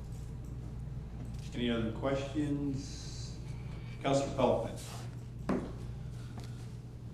Yeah, just thinking about Councillor Derbyshire's comments, and some of the answer to your question, I think, is that when we do the budget, they say this much is from taxation and this much is from reserves. I guess where it gets complicated is some of these things have been pushed back, so it's taxation, but it's taxation maybe in 2021. And so it's hard to identify what's affecting the tax rate today in some kind of a chart form. But maybe if it is possible, when we do a report like this again, that maybe there's two more columns, that one says this came from taxation and maybe what year, and what came from grant. And I think that would help Like, again, I feel for you guys because you came into the middle of a lot of this stuff. And as we move further down the road, that will be less and less. You'll be operating from I remember when this started, and I don't have that same question, right? I get it, I do. Yeah, one, then we'll have the vote. Councillor Derbyshire. Yeah, I was just gonna say with, I guess where my thing is, when I hear we have $68 million in reserves, if 39 million is already for these projects that are to be done allocated, then we don't have 68 million. 18 of those are development fees. They can only be used on certain projects. If this is allocated over here, then we only really have 30 million. 20 million of that is water, which can only go to water. So now we've got 10 million that we can actually spend on new projects. So when we allocate things off and say, we've already spent 46 million, here it is. We don't have that available, we project it out. That's where, and maybe I'm wrong in thinking that way, maybe I don't know municipal stuff. I'm just saying if I had already set stuff aside and bought or had, like if I were doing it from my standpoint, I would have a column that says, look, you already paid for this and you have to keep that money set aside. As opposed to, we have one big kitty of 68 million in reserves, which looks great, but what do we have to spend? I guess that's kind of my thing. And I know we do have revenue coming in. I just more want to know what we've shoved aside out of the 68 million, where it's gone. And I know grants come in and this comes in and that will change a little bit here, there and everywhere. But I mean, if we've got $6 million worth of projects right here, I didn't total it up. I'm sorry, Rob, I don't want to go throwing you under the bus with 6 million and people be like, good Lord, what'd he do? No, I don't know what that is number. I'm just pulling it out here. So, you know what I mean? If it's already allocated, whether we use it this year, next year, whatever, it will go into the reserves. It'll look like we have that money, but that money's already used. Does that make sense? You go first, Director, and then we'll bring, I got a Through the chair to Councilor Derbyshire. So that's where anything we use 2023 as the example. In 2023, everything that you as council has passed as part of the budget that's new money and that isn't spent ends up in deferred revenue. It goes into a reserve called deferred revenue, but that is spent money in essence. When we classify it as deferred revenue, it means we received it for a specific purpose and it stays there until that purpose is met. So when you look at reserve balances, that money is out of those reserves and sitting in deferred revenue. Okay. So, no, I'm gonna bring the vote, but I'm just gonna make one last comment, because I have a comment on all of this. All these reports, the audit and the Q2 financial updates, to me have been rather enlightening, because I believe that when we do go into the multi-year budget, us as new councillors and a new mayor will be a lot better educated on what we're doing. So these reports from me were well received, and when I look at the allocation of funds, the only phrase that comes to my mind a little bit, and we'll talk about at the budget time, is lost opportunity cost, and how we're losing money when money is, for lack of a better word, parked and not spent. There's a certain amount of opportunity that you're losing. So that's just my comment on it. We have the motion. All in favor of receiving the report? Carried. Now we're going to move on to sport field lighting upgrade. Recommendation that council approve, I apologize, say around Moose River Sports Lighting to supply and install lighting and accessories for the following locations: tennis pickleball courts at the Fairgrounds Recreation Complex, Strathroy; Fletcher Field, Lions Park Drive, Mount Bridges; and Royals Field, Alexandra Park, Strathroy, for a value of $688,000 plus HST. Motion to approve, Councillor Hippel, second by Councillor Canis. Questions? Councillor Wilsey. I see here that this was gone through a cooperative group. Did we tender it separately or look at costing to see if this actually was the best place to buy this? Director Littlemore. Through the chair to Councillor Wilsey, based on our purchasing policy section 16, we do not need to go out to competitive bid. So we sourced through Sourcewell, which does already leverage and have gone out for best pricing with regards to the assets in which we're searching for. So it does save us time and it does save us money when we do this, because we're looking for certain items. They've already done the legwork for us. The amount of staff time it takes to prepare a tender, to review the tender, to distribute the tender, and then it even puts us further behind with regards to construction dates and so on. So to answer your question directly, no, we did not, but our purchasing policy allows us to source the way we sourced. Any other questions? Seeing none, we'll have a motion to approve the Musco Sports Lighting to supply and install lighting. All in favor? Carried. Now move to 7.3 Mount Bridges Arena Committee update. Again, I'll break this one into two pieces. Recommendation that council receives for information report CS-2023-18 titled Mount Bridges Arena Building Committee Update. 4, motion to receive. Councillor Pelkman, second by Councillor Hippel. Any questions? Councillor Pelkman. Not a question, but a comment, and it really is for both, but I think you can't really exclude one without the other. So we had our public open house. We had pretty good attendance. For those that were there, I think the number was about 250 people. Comments were pretty varied. There was certainly a lot of public interest in the project itself.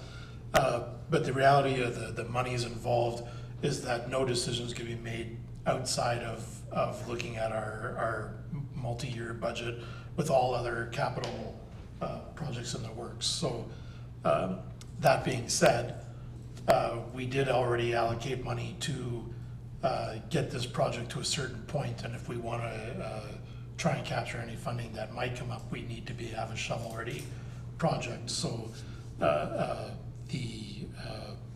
second part of that motion is about using that money to make sure that we could indeed build a project of this size on that lot, and that design could continue, so that we just keep moving the process further rather than delaying it, potentially for a long time, and then miss out on any opportunities. So let's have the motion to receive the report, and we can have the discussion on the second part. But you're right, did somebody carry them? Yes, we did. All in favor of receiving the report? Carried. Now move to part 2 of the motion that council approves of Mount Bridges Arena Committee recommendation of directing staff to continue on with the site development for the new complex located at 565 Lions Park Drive, including but not limited to geotechnical site survey, soil site servicing, and designated substance surveys for both Caradoc Community Center and Tri-Township Arena. A motion to approve. Councillor Pelkman, second by Councillor Hippel. Any questions or concerns? Councillor Pammer. I guess I'll start with a question. I understand the idea of having something ready should funding opportunities become available. So, but how long, this scope of work that we're asking this consultant to do, what is the time frame? Like how long before this consultant would turn around a report like this? I think that should be directed to Director Littlemore. Through the chair to Councillor Pammer.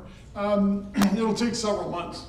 So anywhere between 3 to 6 months, depending on what we find, depending on how quickly one leads to the other. The reason we've listed them all is so we can just continue banging off as we move along. So site survey, as an example, even if we were to award it tomorrow, could take 3 weeks to a month before we have a site surveyor available to come out and do the site survey. Same thing with the geotechnical work and along with the soils and so on. So it could take 3 to 6 months. We anticipate to have conceptual design by October. So if we were to wait to get the conceptual design, then to move on to this, the next stage of this, we want to do both in concert. So we're not that much further delayed if and when we continue to move ahead. Councilor Pammer, follow up. I guess my concern is spending $500,000 to design a project where we don't know how we are ever gonna pay for it. And I just wonder if it's a little bit of putting the cart before the horse. If we deferred this till after we do the multi-year budget, where we start to look at what is possible, what do we have in front of us, is this even in the realm for the foreseeable future, then I would be more comfortable saying, okay, let's get the process started. But this isn't a $50,000 here, this is $500,000. That may go, we may design a project that may sit on a shelf for 5 years. And then if we have the money or somehow come up with a plan in 5 years, is it even relevant? Do we have to do it all over again?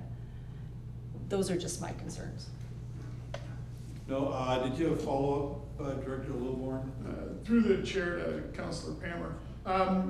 The studies that we're asking to have done are not going to consume the entire $500,000.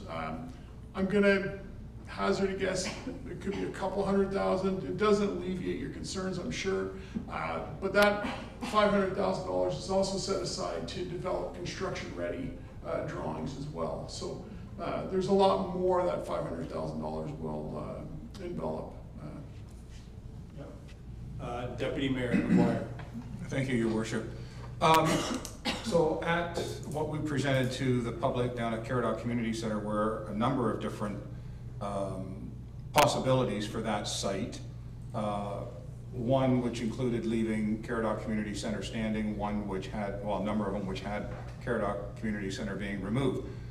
So as we move through this request, what actually are we moving forward on? Or is this based upon the removal of Caradoc Community Center? No. Where are you looking at the lands to see, like, are we looking at that entire plot of land to see we could put this anywhere? Thank you. I'm going to defer to either Councillor Coughlin or Director Littleborn. I know the answer, but Through the chair, the committee identified the preferred location as the last iteration, which is what was presented at the open house, which includes taking down the Caradoc Community Center and building on that footprint of that parking lot and taking over the small soccer field. So that is what the committee has directed staff to work towards, and that's where the study would be done, would be in that area. Deputy Mayor McGuire. And was that the decision that was made at the last meeting where I missed it? Was that last Monday? I'm going to defer to Councillor Coughlin. So the purpose of the public meeting was to gauge the public response about whether or not we were on the right track with that suggestion. And the general agreement, I guess, was that, well, the comments, written comments were about 50-50. The verbal comments were more 70-30. That what we were working on towards was the right path. That being said, when you go back to the original motion of council, which is prior to the election, it was to replace the rink, the ice pad. That was the motion. So should we at some point decide that through the budget process, and it's a very likely possibility that concept is just too expensive in today's construction prices, if we end up going back to just a rink, then possibly the site becomes a whole different question again. But in the meantime, like, the reality is we're not going to make a financial decision on whether or not we're going to build an arena until, at best, Christmas. And it may be longer than that, depending on how difficult things are to try and fit in all the things that we need to do and the things that we might want to do, and this fits in the want rather than the need. So the question becomes then is, do you want to continue on with the work, or do you want to pause it? That's really the question. And so if the answer is you want to pause it, then the money sits in the bank and there's no further development of any community project whatsoever. However, my general feeling is for the residents of Mount Bridge is that that's maybe a little unfair to pause everything. I'm gonna go over here. Councillor Wilsey's been sitting patiently. Just one of the things to go over is, one of the things that was brought up in the meeting when we talked about the different location and some of these tests that we had to do, is this was brought up by the architect a few times, is that we had to do a lot of these geotechnical tests and the soil tests to see if the land can even hold the footings for the arena, to see if there's even a possibility to build on that building. So we do have some different options with what we're going forward, but I think what we need to do before we can determine even if this site is an option is to do some of the geotechnical and the site surveys. At least that is the minimum, to see if this site can even hold an arena. If the ground isn't capable for it, or the footings are too big, or the water table's too high, then the site isn't valid anyway. So there is a middle road here that we can do some of the work just to verify whether it's a valid site for this project. That's definitely up for council to discuss too. I'm not, I'm gonna just leave that up for everyone to talk about. Yeah, Councillor Hippel, get back to you, Deputy Mayor. Thank you through yourself, and I guess it'd be to Councillor Hammer. That's Councillor Wilsey hit it right on the button. I mean, we can't go anywhere unless we know if that piece of property would actually function. And so for us to even discuss anything until we know how to do that, or if we know that that is viable, then I mean, then you're basically just throwing it out the window. We can't throw it out the window. We can't throw that project out the window, whether or not we can afford it, whether, like, there's so many different things on the go, but I mean, we can't look at this and say, let's just, we can't shelve it. We can't shelve this project.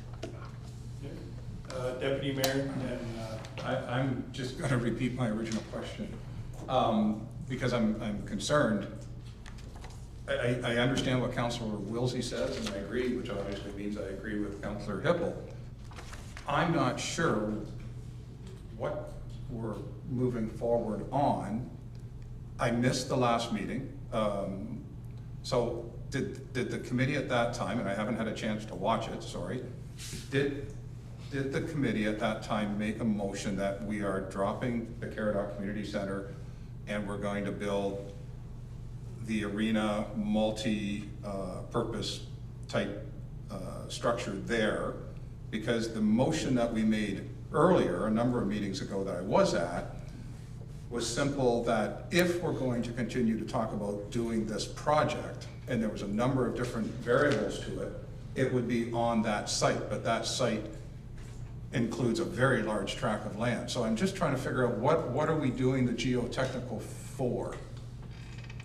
Councillor Kaufman, and I can chime in if you wish. Yeah, so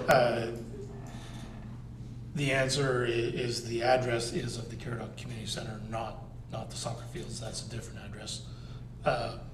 The committee did not decide that that's exactly where the project was going to go. It decided that it needed to do this research, which also includes finding out what it's going to take to tear down the old arena, because there's going to be substances in there that will affect the cost of tearing it down. Is that correct? Yep. So it's about finding out the general cost, not only of building the arena, but of doing the other site rounding work that we need to do. But the actual motion itself is to do the geotechnical on that particular piece of property where the Caradoc Community Center sits. But council can always decide at a later date to say, we don't want it there. One more, Deputy Mayor. So we're moving forward on a plan to build a complex that this council hasn't decided that's what we want to build. No, we're not moving forward on anything. We're moving forward on a motion to simply do the geotechnical. Nothing has come to council for approval on any kind Okay, of complex, but we're simply asking for a motion to allocate the funds to do a site survey and geotechnical. So council has not blessed anything on the project. All the arena committee is asking for council's approval so we can do the, as Councillor Wilsey said, to do the site survey and the geotechnical to see if that site will even accommodate any kind of arena, whether it's at the with community center up or down. We simply need to know, does the site work? That's all we're asking here tonight. So we're talking like, so, and I'm sorry to keep asking the same question. I'm just trying to get clarity. It's the entire site. So The you could entire put site. Any of those, I guess there's probably 4 different designs. I'll say 3 or 4 different designs. Any of those could go on that property at large? Any of those. Okay. Nothing has come to council as of yet for approval on anything. All the arena committee can do is make a recommendation. So that's all we're asking here tonight. Just allocate the funds so we can do the site survey. Sorry, Councillor Derbyshire.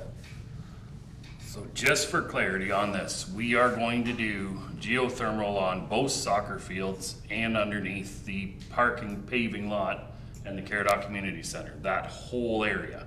If we're not, then we've definitely picked where we're putting the arena. Because if all you're doing is where the Caradoc Community Center sits, then you've decided this is where we're going. But if we're doing the soccer, like if we're trying to establish if that whole area, if anywhere in there will sustain this thing, then I can probably agree to that, because then we can go with any one of these designs. If not, that design is we're removing the thing. Yeah. Councillor Pelton? Yeah, so I just, during the public open house, I'm only gonna speak about what I heard, because I can't vouch for what others heard, was as much concern about removing the soccer fields as there was to building a new arena. Some of those options created the elimination of the soccer fields completely. And so what we were asking was, when you look at all those 8 iterations that were on the, which of the ones did you think was the best? And the general consensus was that of the 250 people that came that night, that most of them thought that that particular option was the one that worked the best. Yeah. And so, as a result of that, we're recommending to do the soil work to see if anything at all can be built on that site, because if it can't, then we're not leading the community of Mount Bridges down a garden path saying we're gonna build this great arena for you, and then find out, darn, we can't. We gotta do something different, which might affect the project drastically. Even if it was just a rink. I get it. I guess my point is there's 1, 2, 3, 4, 5, 6, 7, 8, 9 designs. And 2 of them, 3, 4, take up the Caradoc Community Center. This debate tonight, I gotta jump in here. But we haven't picked a site, which is what you're asking us to test. No, if you read, so then we need to close this off because we're going in a circle. Sometimes words matter. If you read the recommendation in front of us, it talks about the complex located at 565 Lions Park, and then it talks about what it wants to do, and designated for those 2 sites. It's talking about the 3 things.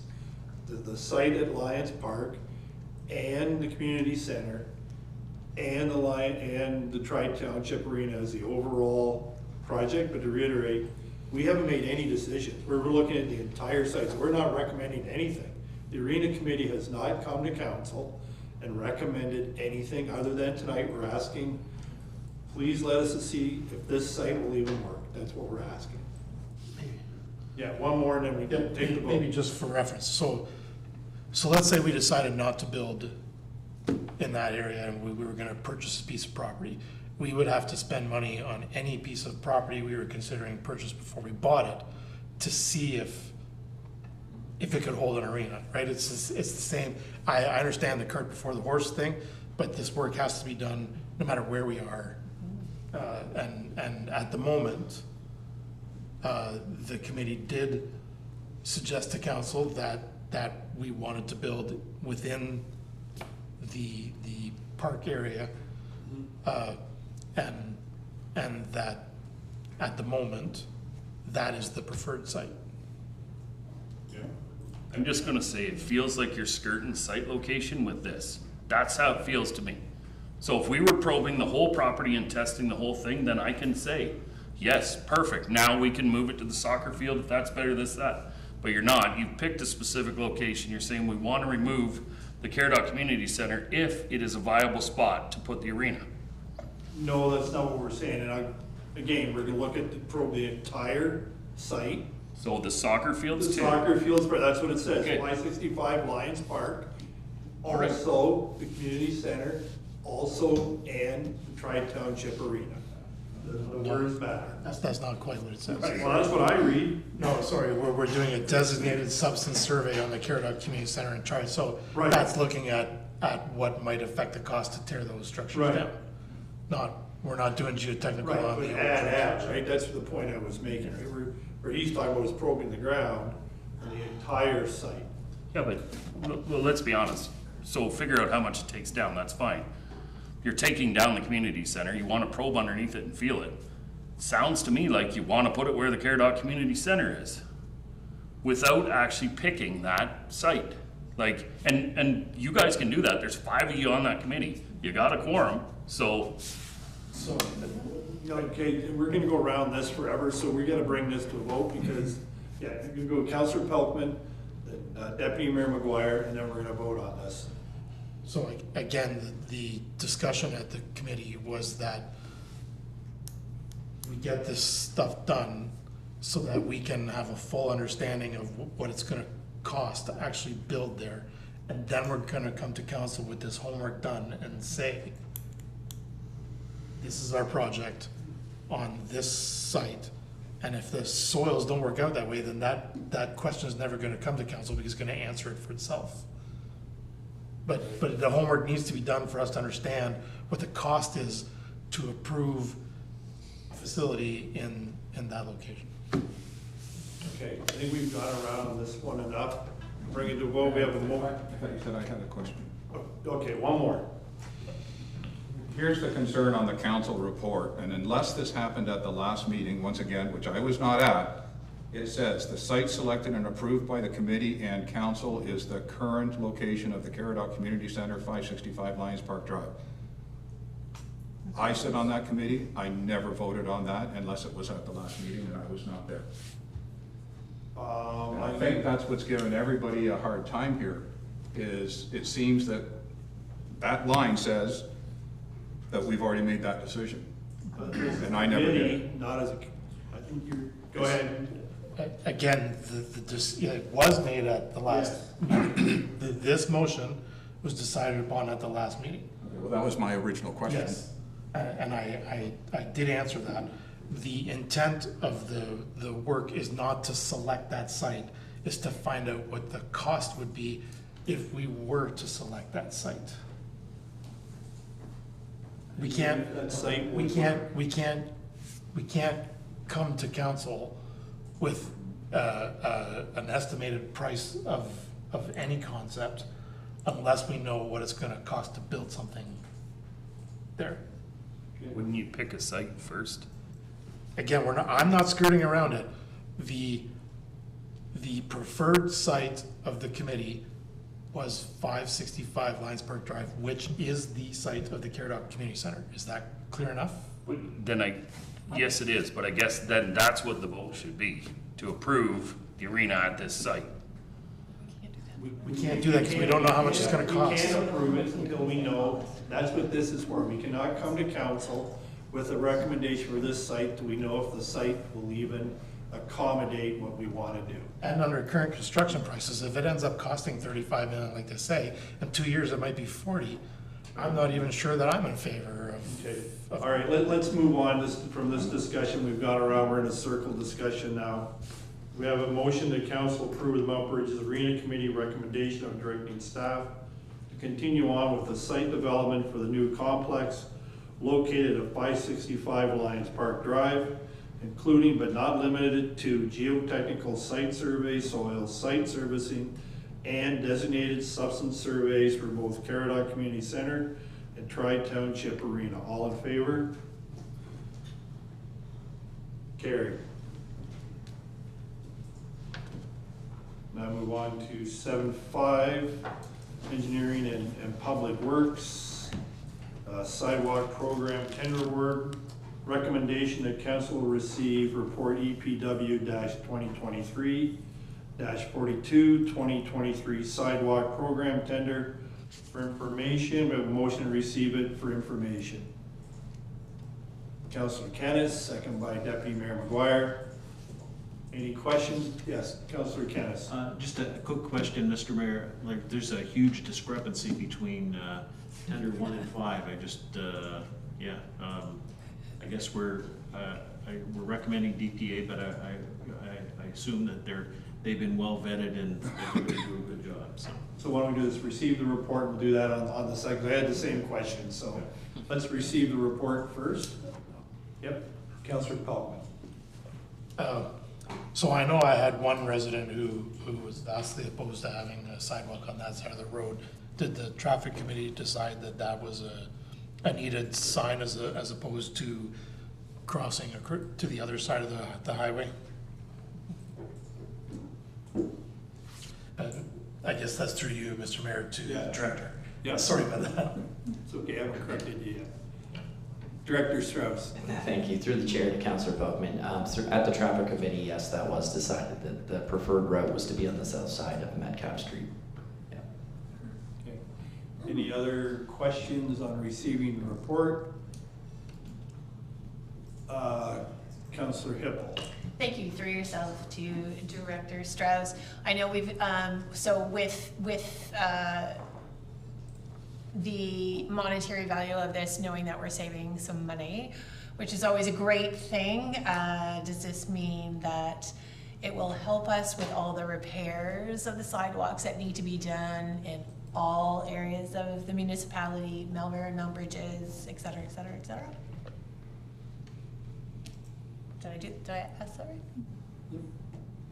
Director Strauss. Sorry, through the chair, I'm not sure if you want me to keep waiting, but through the chair to Councillor Hippel, yes. So we did a sidewalk analysis of all of our sidewalks in Strathroy-Caradoc as a whole, and then we're going to put that into a priority list and use up the remaining funds of the capital program to do all the repairs that are needed. And did you want me to answer Councillor Kennis's? We'll wait till we get to the second part then, okay? Motion to receive the report, all in favor? Carried. Second motion that 2023 sidewalk program tender is awarded to DPA Contracting Limited for the amount of $70,292.50 plus HST. Motion carried by Councillor Kennis, second by Deputy Mayor McGuire. Questions? Councillor Kennis, you go first.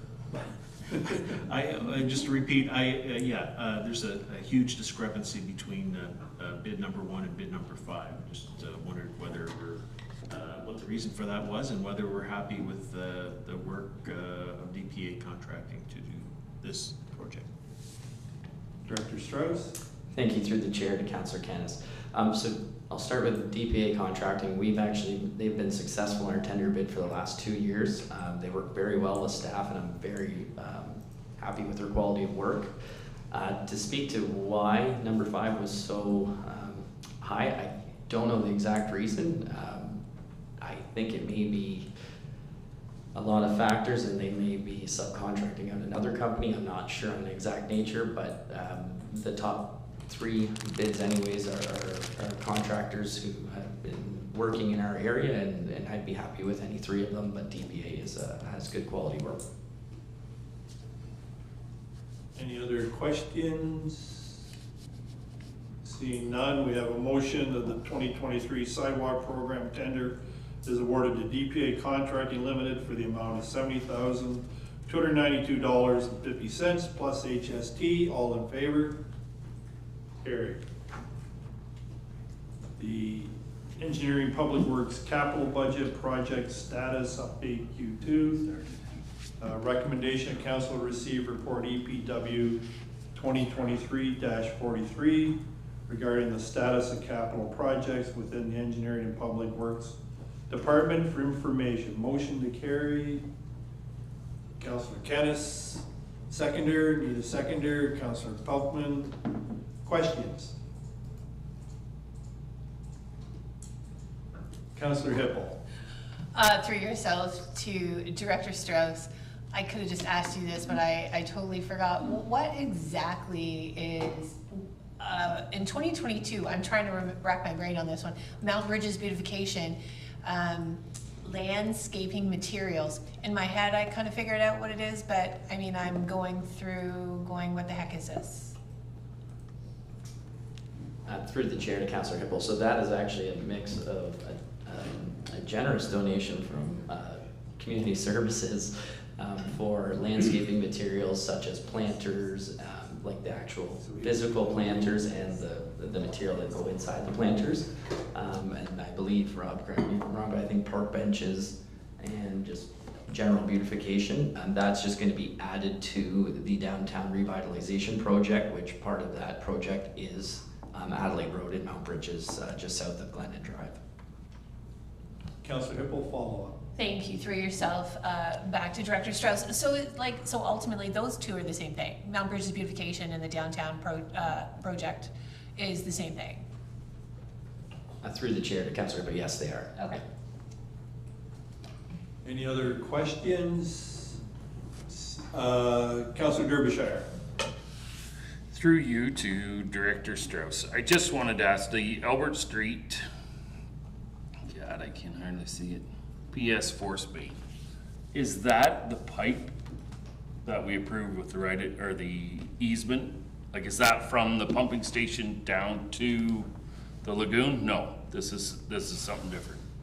That's through the chair to Councillor Derbyshire. So no, that is actually the pumping station itself, and then some other works just inside that site. The actual piping that goes from the pumping station to the treatment facility will have to go through a whole public consultation process. That's just in the design phase right now. Okay, I just didn't know because it said from to the treatment plant, so I didn't know. But those are the pumps that we kind of approved to set in. Is that okay? Thank you. Yes, that's correct. Any other questions? Seeing none, we have a motion in front of us. All those in favor of acceptance? Carried. Thank you, Director Strauss. We'll now move to reports from boards and committees. Recommendation that reports from boards and committees be received for information. We had one, the Strathroy BIA executive meeting minutes. Motion to accept. Councillor Palmer, seconded by Deputy Mayor McGuire. Any questions or concerns? All in favor? Carried. Now we have the notice of motions in front of us. Councillor Wilsey, will you go first if you want to read your recommendations? Yeah, I'm going to ask that Council direct, so I guess it's a preamble. We've had a really good discussion tonight about reserve funds and the clarity and what's behind it. And really what I'm asking for here is, it was a scaled down version of that, but I think we should incorporate the comments of Councillor Derbyshire and Councillor Pelkman into that request, just so that there is more clarity and transparency. And the second part of this was merely to make sure that, or request that we schedule these quarterly reports to come from staff so that they can be at a regular basis, so that council knows where we're at, what's happening, and where we're at on track for the budget. With that being said, would you like me to just read the motions? Read the motions and then get a seconder. The council directs staff to provide the expected dates of the quarterly budget update reports from the finance department, and the council directs staff to include on each quarterly report the status of the reserves and the committed capital projects for each reserve category. Motion to get the seconder.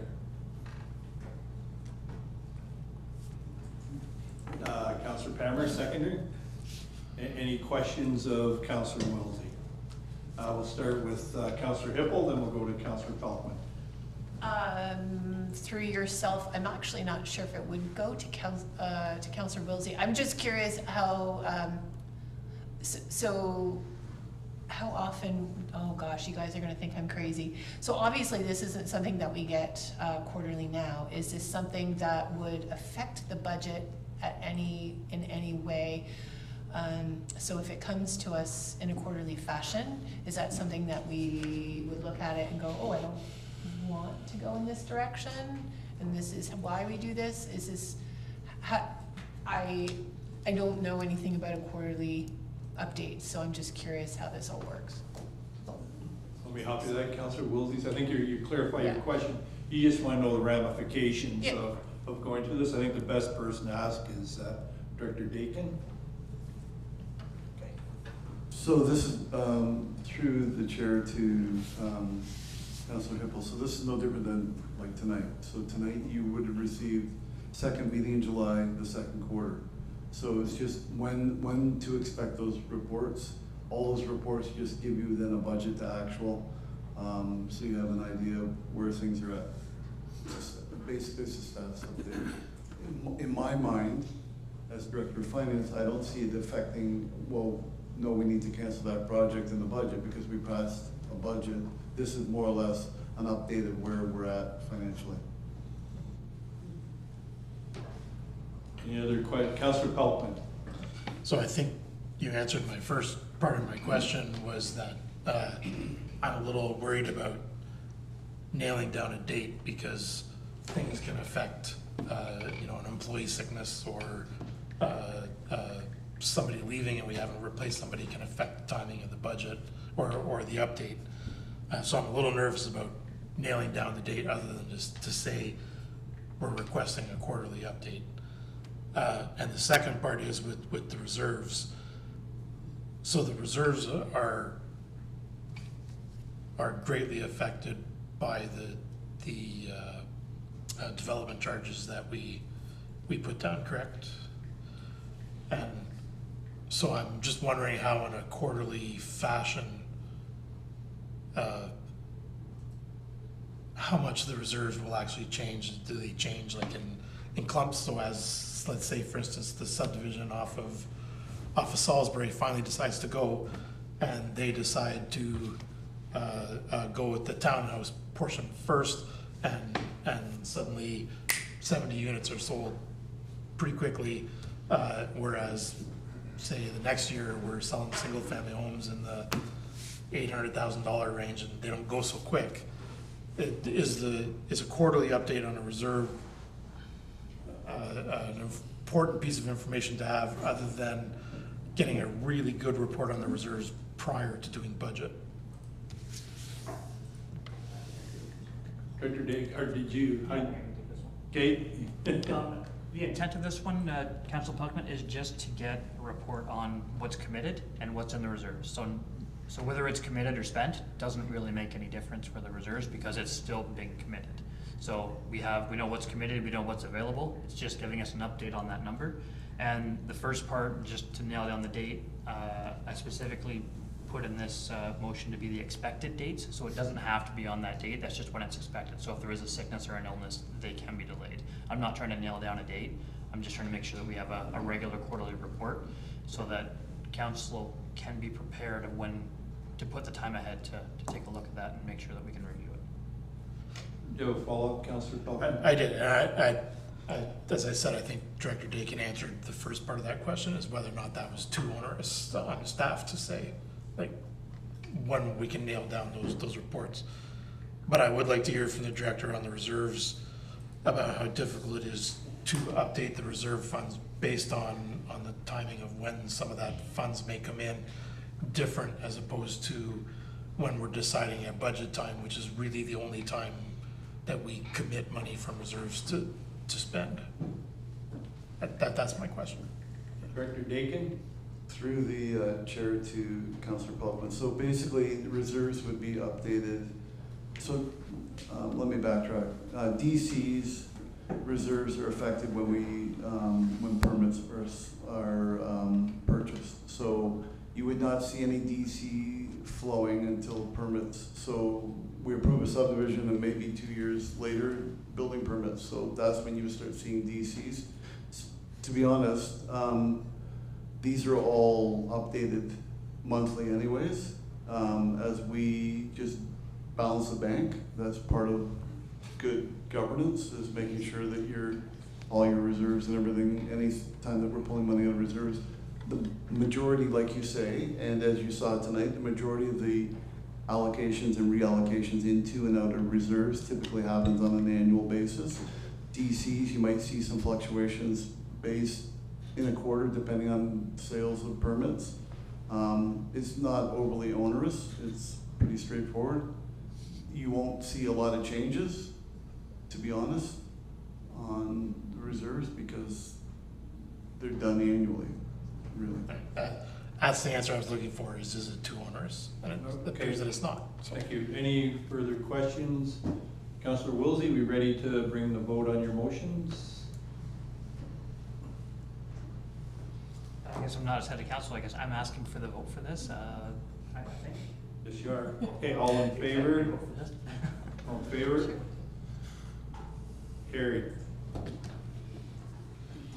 Councillor Derbyshire, you have your Yes. two motions. You carry this one. I'll jump in when you need me to. All right. How do you, only one, right? We'll do one at a time? Yep, Okay. let's do one at a time. Let's do one at a time. Okay, so, sorry, I'll turn my mic on so everyone can hear. And yep, we'll do one at a time. So the first one is, I'm just asking for council to arrange a refresher course with John Mascaron and the legal firm to review pecuniary interests and possibly the IC process. We did that day one of getting, we weren't even actually inaugurated yet. It was like we were in and then we went to this down at Southwest with those guys. Like to be honest with you, I don't even remember doing this. It was that kind of fresh. So I think it would help me. I thought, you know, if we are getting him down to do this, we might as well do it as a whole council as an information thing. That was my kind of thing, and then we will all be up to date on exactly what we should put our hand up and say I have an interest in, and what, you know, we need to, and what possibly you don't need to. You have the seconder, Councillor Derbyshire, someone to second. Deputy Mayor McGuire. Any questions for Councillor Derbyshire? Councillor Hippel. Thank you. Through yourself to Councillor Derbyshire. When you said that we did it at the day one, was that the one that we went to in Glencoe? Yes. Yes, if you went, I thought it was just new council, but if you did go, then. Yeah, I think there, new council and, I It was on went. Zoom too, so. Yeah, okay, all right. Any other questions for Councillor Derbyshire? Councillor Hippel. Sorry, another question. Through yourself to Councillor Derbyshire, is there a cost attached to this? Because I actually have no idea. There will be a small fee attached for the municipality. Again, he doesn't have to come here, he can do it via Zoom the same kind of way. I just, you know, and if not, I will do it myself. I just thought it would be a good thing for everyone. Cool. I'm again, Steve. Councillor Pelkey. Thank you. Question. Was it I'm just trying to recorded? help it move along here, Councillor. Was it recorded? Because maybe we could just schedule a meeting to watch the recording. I believe it is, just something he kind of sends down, but. Then we might not have to pay the fee. Just, that's the Dutch coming at me. Yeah. It was, because we were on I Zoom. can ask. Somebody might have one. Okay, any other questions for Councillor Derbyshire? Okay. Call the vote, Councillor. All right, all in favor? All opposed? Nobody? Motion carries.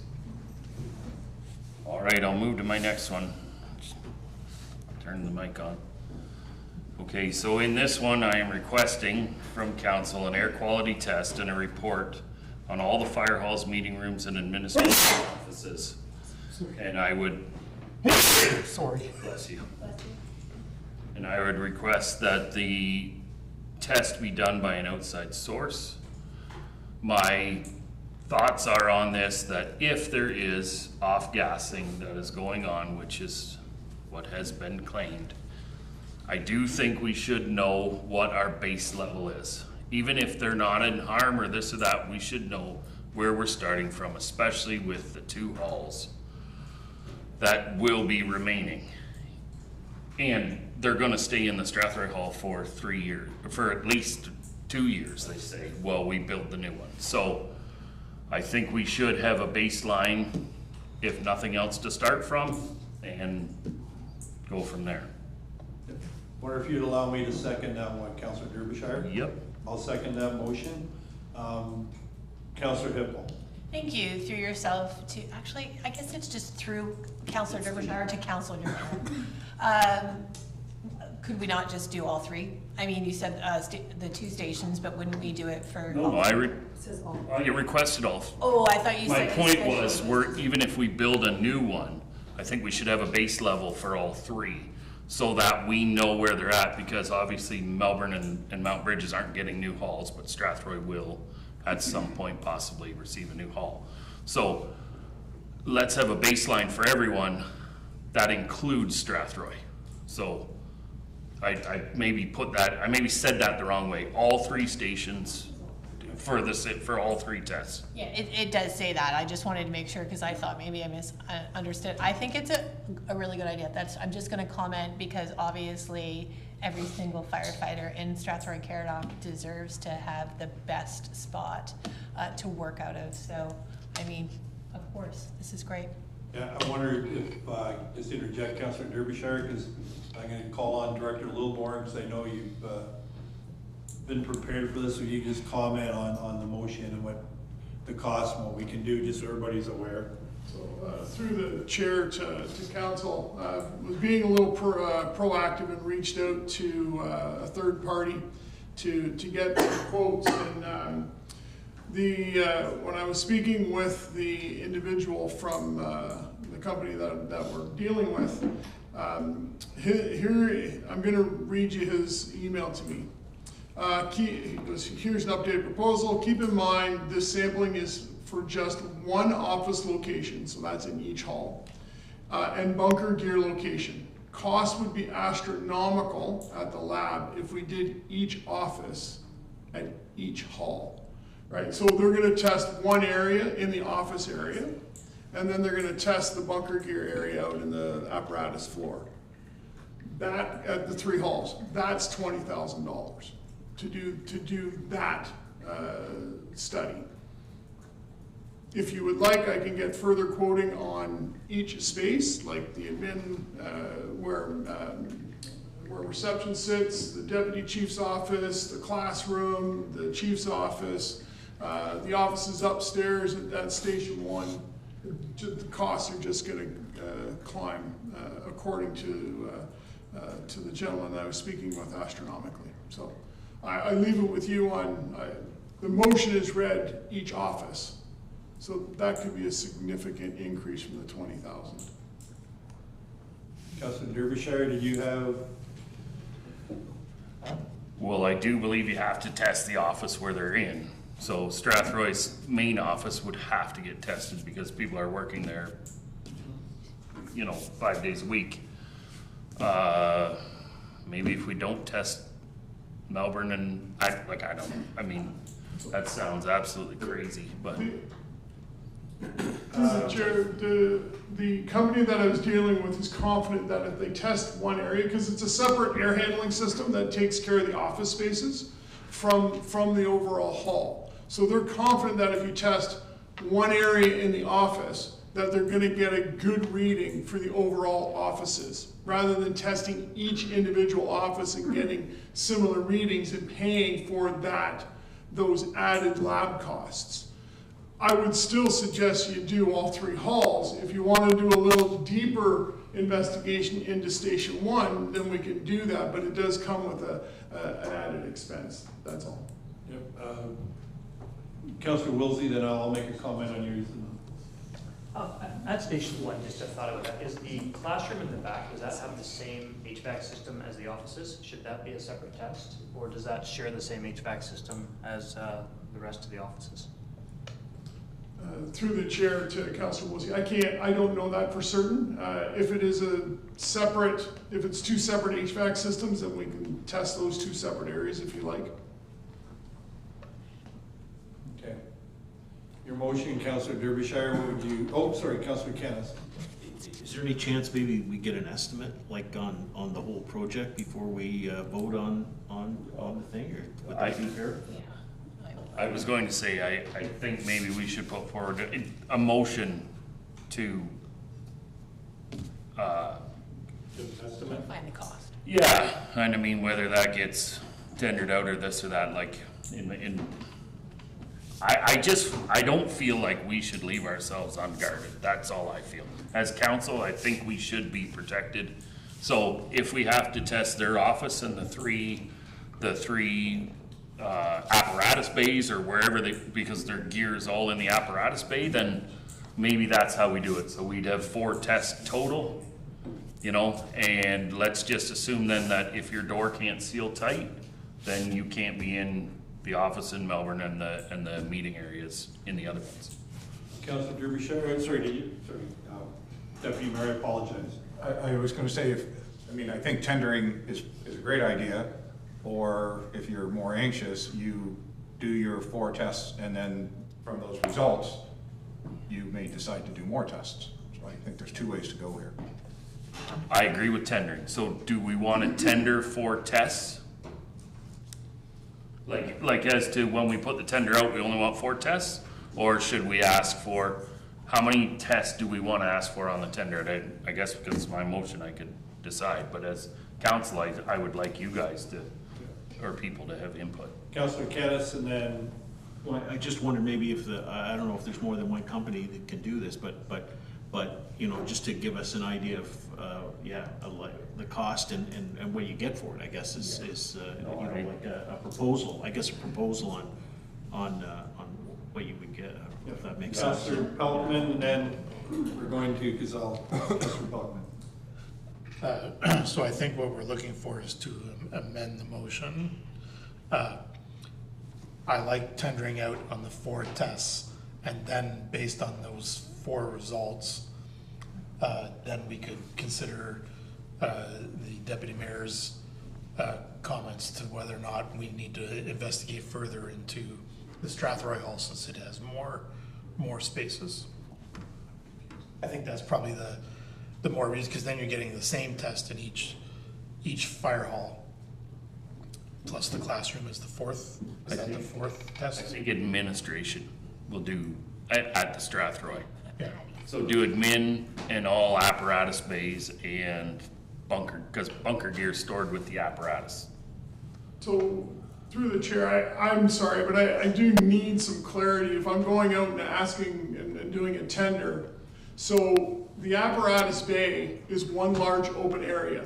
It does not matter if you test the left side of the bay or the right side of the bay, you're gonna get the same test. But if you test each bay, like there's 35 VOCs. Like I can go through the proposal that the gentleman has sent me. There's 35 VOCs, there's 7 PAHs, 7 different formaldehyde pass badges are gonna do, like there's a whole slew of testing here. So I'm gonna need it, like, are we doing a swab of the bunker gear, or are we doing indoor air quality? Because there's a difference, right? Because if I swab a bunker gear after it comes back from a fire, I'm gonna get a completely different reading than if I'm just doing indoor air quality. So what the company has recommended is doing a combination of air sampling and swabbing to get us the best. So here's my suggestion. I think you'll find that the will of the council is to do something, Councillor Derbyshire, and I wonder if the right thing to do is if you would work with Director Lilborn to clarify what you'd like to do. We'd like to do something. I don't think I need to swab bunker gear, because if you come back from a scene, you're supposed to have washed your gear and take it off and put it in the laundry thing. So I don't need to swab their gear. If they're not maintaining it properly, I'm not up to that. I just more want to know what kind of levels do we have in these places, and are we actually off-gassing to the point where we are harming them in these buildings? Because their gear should be swabbed, they should wash it themselves, and it should be hung back up as clean gear. Okay, so we need to get a resolution, we need to get a resolution of this, so what would you like us to do, Councillor Derbyshire, it's your motion? We want to do something, just help us. I guess what I would suggest is we will put it out for tender with tests in the apparatus bays of all 3 halls and the administration office of Strathroy. Tender, then bring it back to council and then. Yes, so Okay. that we can see, I mean, there's no approving it without a budget, like we have to Right. have some costs, especially knowing that it could be craziness. Okay. I'm very, very sorry that I keep interrupting, but clarity is very important. When you say apparatus bays, that's fine, I get that. When you say administrative offices, is that in the common area of administrative offices, or am I doing independently each office? Because that totally changes No, the I cost. think Am I doing 2 tests, one in apparatus bay and one in admin? Yes. Okay, perfect. Because admin's all one, even though he can shut his office door. Perfect. Okay, so, you okay with that? As Yeah. Derbyshire?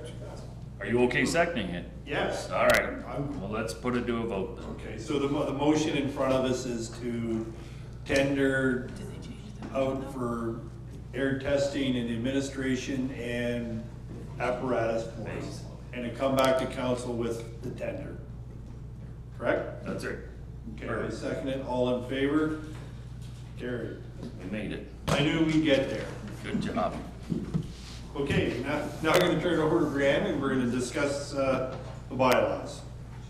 Okay, so the first bylaw before us this evening is bylaw number 5123, confirming the proceedings of this evening's council meeting. So we're looking for first, second, and third and final reading. Okay, motion, Councillor Pammer, seconded by Councillor Kennis. Any questions? All in favor? Carried. Bylaw 4723 pertained to public meeting number 1 from earlier this evening. So this is the bylaw to amend the comprehensive zoning bylaw for the municipality regarding the property known as 9202 Oriole Drive. We're looking for first, second, and third and final reading. Someone to carry motion, Councillor Pammer, seconded by Councillor Hippel. All in favor? Carried. Your hand, you went like this. It's like being in an auction. You just bought the whole building. So the next 2 bylaws pertain to the provision of temporary chief building official services by the municipality of Middlesex Centre. So the first one is actually an appointment bylaw for to appoint deputy chief building officials for the municipality of Strathroy-Caradoc. First, second, and third and final reading. Someone to carry the motion, Deputy Mayor McGuire, Councillor Kennis, all in favor? Carried. And bylaw 5023 is the bylaw to authorize the execution of an agreement with the municipality of Middlesex Centre for temporary chief building official services. Looking for first, second, and third and final reading. Someone carry the motion, Councillor Pelkman, second by, need a seconder, Councillor Hippel, all in favor? Can I ask a question? Yes, I apologize.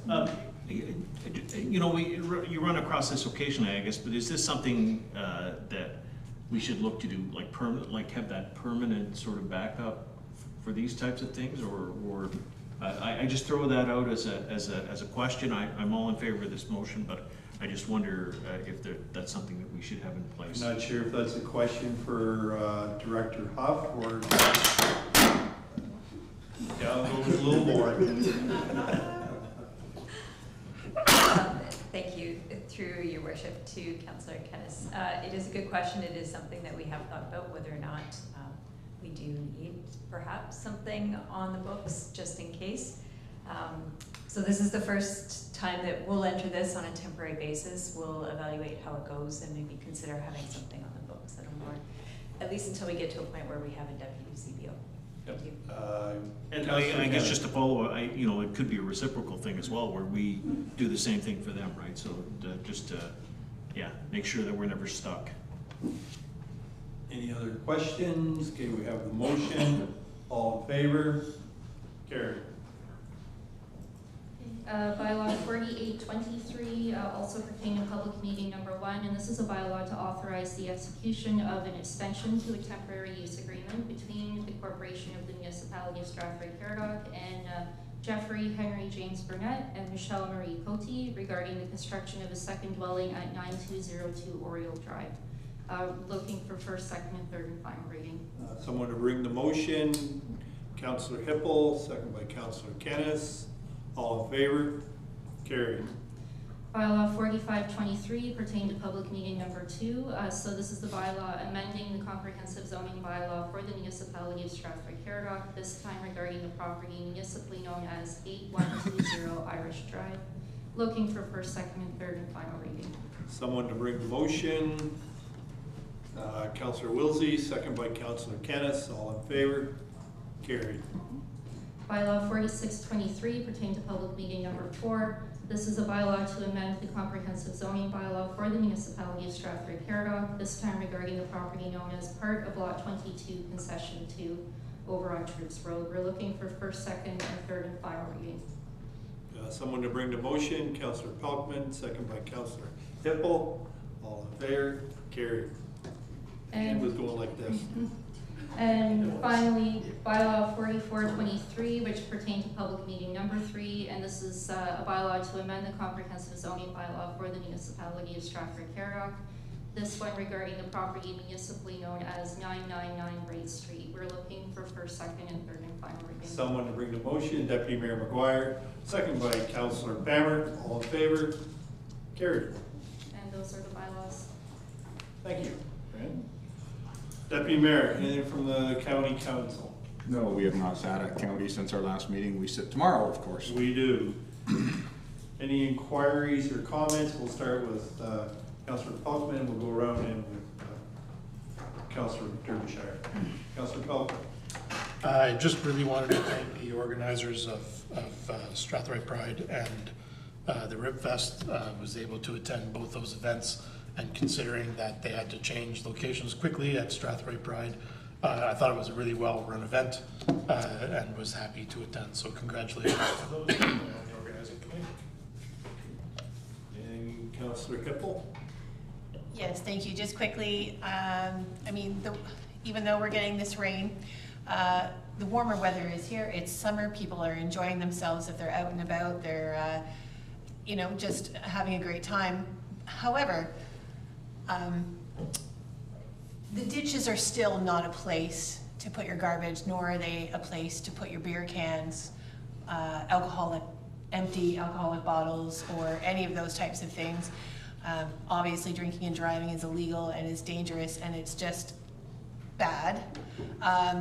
But dumping all your garbage in ditches along the farmers' fields and in the farmers' fields and various other areas out in the rural areas, or anywhere for that matter, is also illegal, but it is also ignorant. And I just ask, even though it's lovely out and you're having a really good time, can we not do this anymore?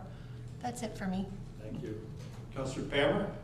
Yeah, through the chair, I just had a question for Director Strauss regarding the change of speed on McKellar Street. My understanding was there was going to be notices put up before school let out. That's not up yet. So just wondering what the ETA is for that transition. And I'm hoping it's going to be done before September. Director Strauss. Through the chair to Councillor Pammer, we have the signs on order right now. They were backlogged for quite some time, but we should have those in very shortly, actually. So they will be up before school. Deputy Mayor. Councillor Kennis. Just quick, I think the night market is August the 5th before our next council meeting, so it should be a good community event on a Saturday night downtown. So hope to see lots of community people down there that evening. Councillor Wilsey.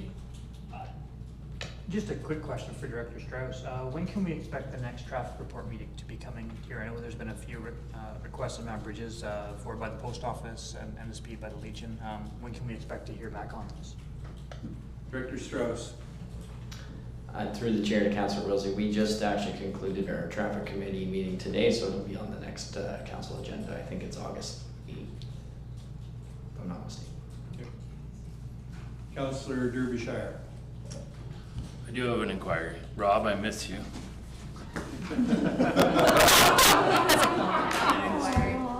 I actually have a question for you. I was just going back through some old things, and I just wanted to touch base on those community programs that we gave, I'm gonna say grants, but money to. How we were kind of gonna develop a program where they either had to bring a report back and show us, I don't know if we did approve that, but for next year, to make sure we kind of have the process in place when they apply for, you know, and how we're kind of going to go about that, if you remember that. Through the Director Littlemore. Through the chair, I miss you too, Bo. The community events program is the program that you're referring to, which is replacing the community partnership program. That has been approved by CDAC and has come to council in the form of minutes, which council has approved those minutes. So I have already started to issue that program out. So as part of that program, for them to receive funds, they have to provide an explanation on how the municipality was represented as part of their sponsorship group, and also the impact with regards how it came to the community. The new applications are also going to be vetted through the Community Development Advisory Committee, and recommendations will come through that committee versus directly from staff. So it'll have more eyes on each application. Perfect. Thank you, and I'm glad you both miss each other. It warms my heart. Did we make a request for them for this year to supply or provide a report? No, we didn't push forward with that. Okay. Thank you. That's it. And I have a question myself. I already discussed this with Director Huff. I've had a few people complain about the proliferation of real estate signs at every corner and every subdivision. So my question to you, Director Huff, is there anything we can do or contemplate doing about real estate open house signs? I know some of them, there's 6 or 7 signs at a corner. Thank you, Worship. So unfortunately, the municipality doesn't have a sign bylaw currently. And I will note though, in some cases where they're on private property, we do have in our zoning bylaw a requirement to maintain a site triangle just to make sure that there's visibility at a corner. So if there's any particular signs that are of concern to residents, they can reach out to us. We can investigate if we have any tool that we can use to assist. But really, for the most part, it's until we get a sign bylaw in place, we don't have a regulatory tool to deal with those. Thank you. Okay, thank you.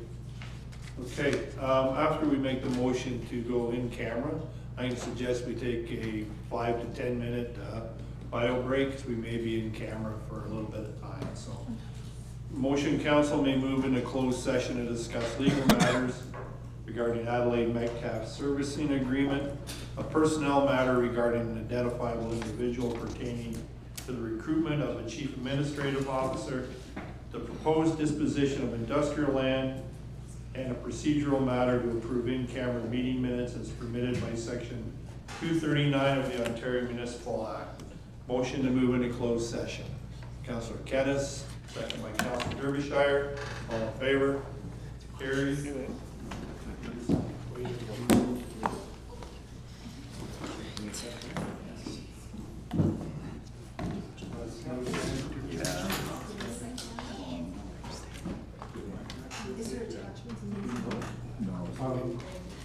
She said.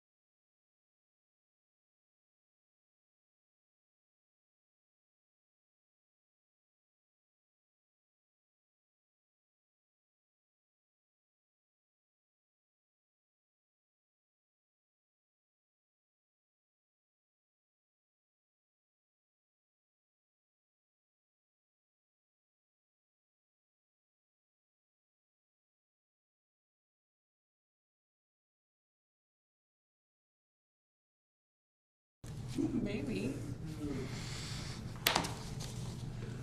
All right, thank you. We are back into open session. We were in camera to deal with a legal matter regarding Adelaide Metcalf, the servicing agreement, a personnel matter regarding an identifiable individual pertaining to the recruitment of the CAO, the proposed disposition of industrial land, and a procedural matter to approve in-camera meeting minutes as permitted by section 239 of the Ontario Municipal Act and Council's procedure bylaw. Our next meeting is on Tuesday, August the 8th. Look forward to everyone joining us. Motion to adjourn.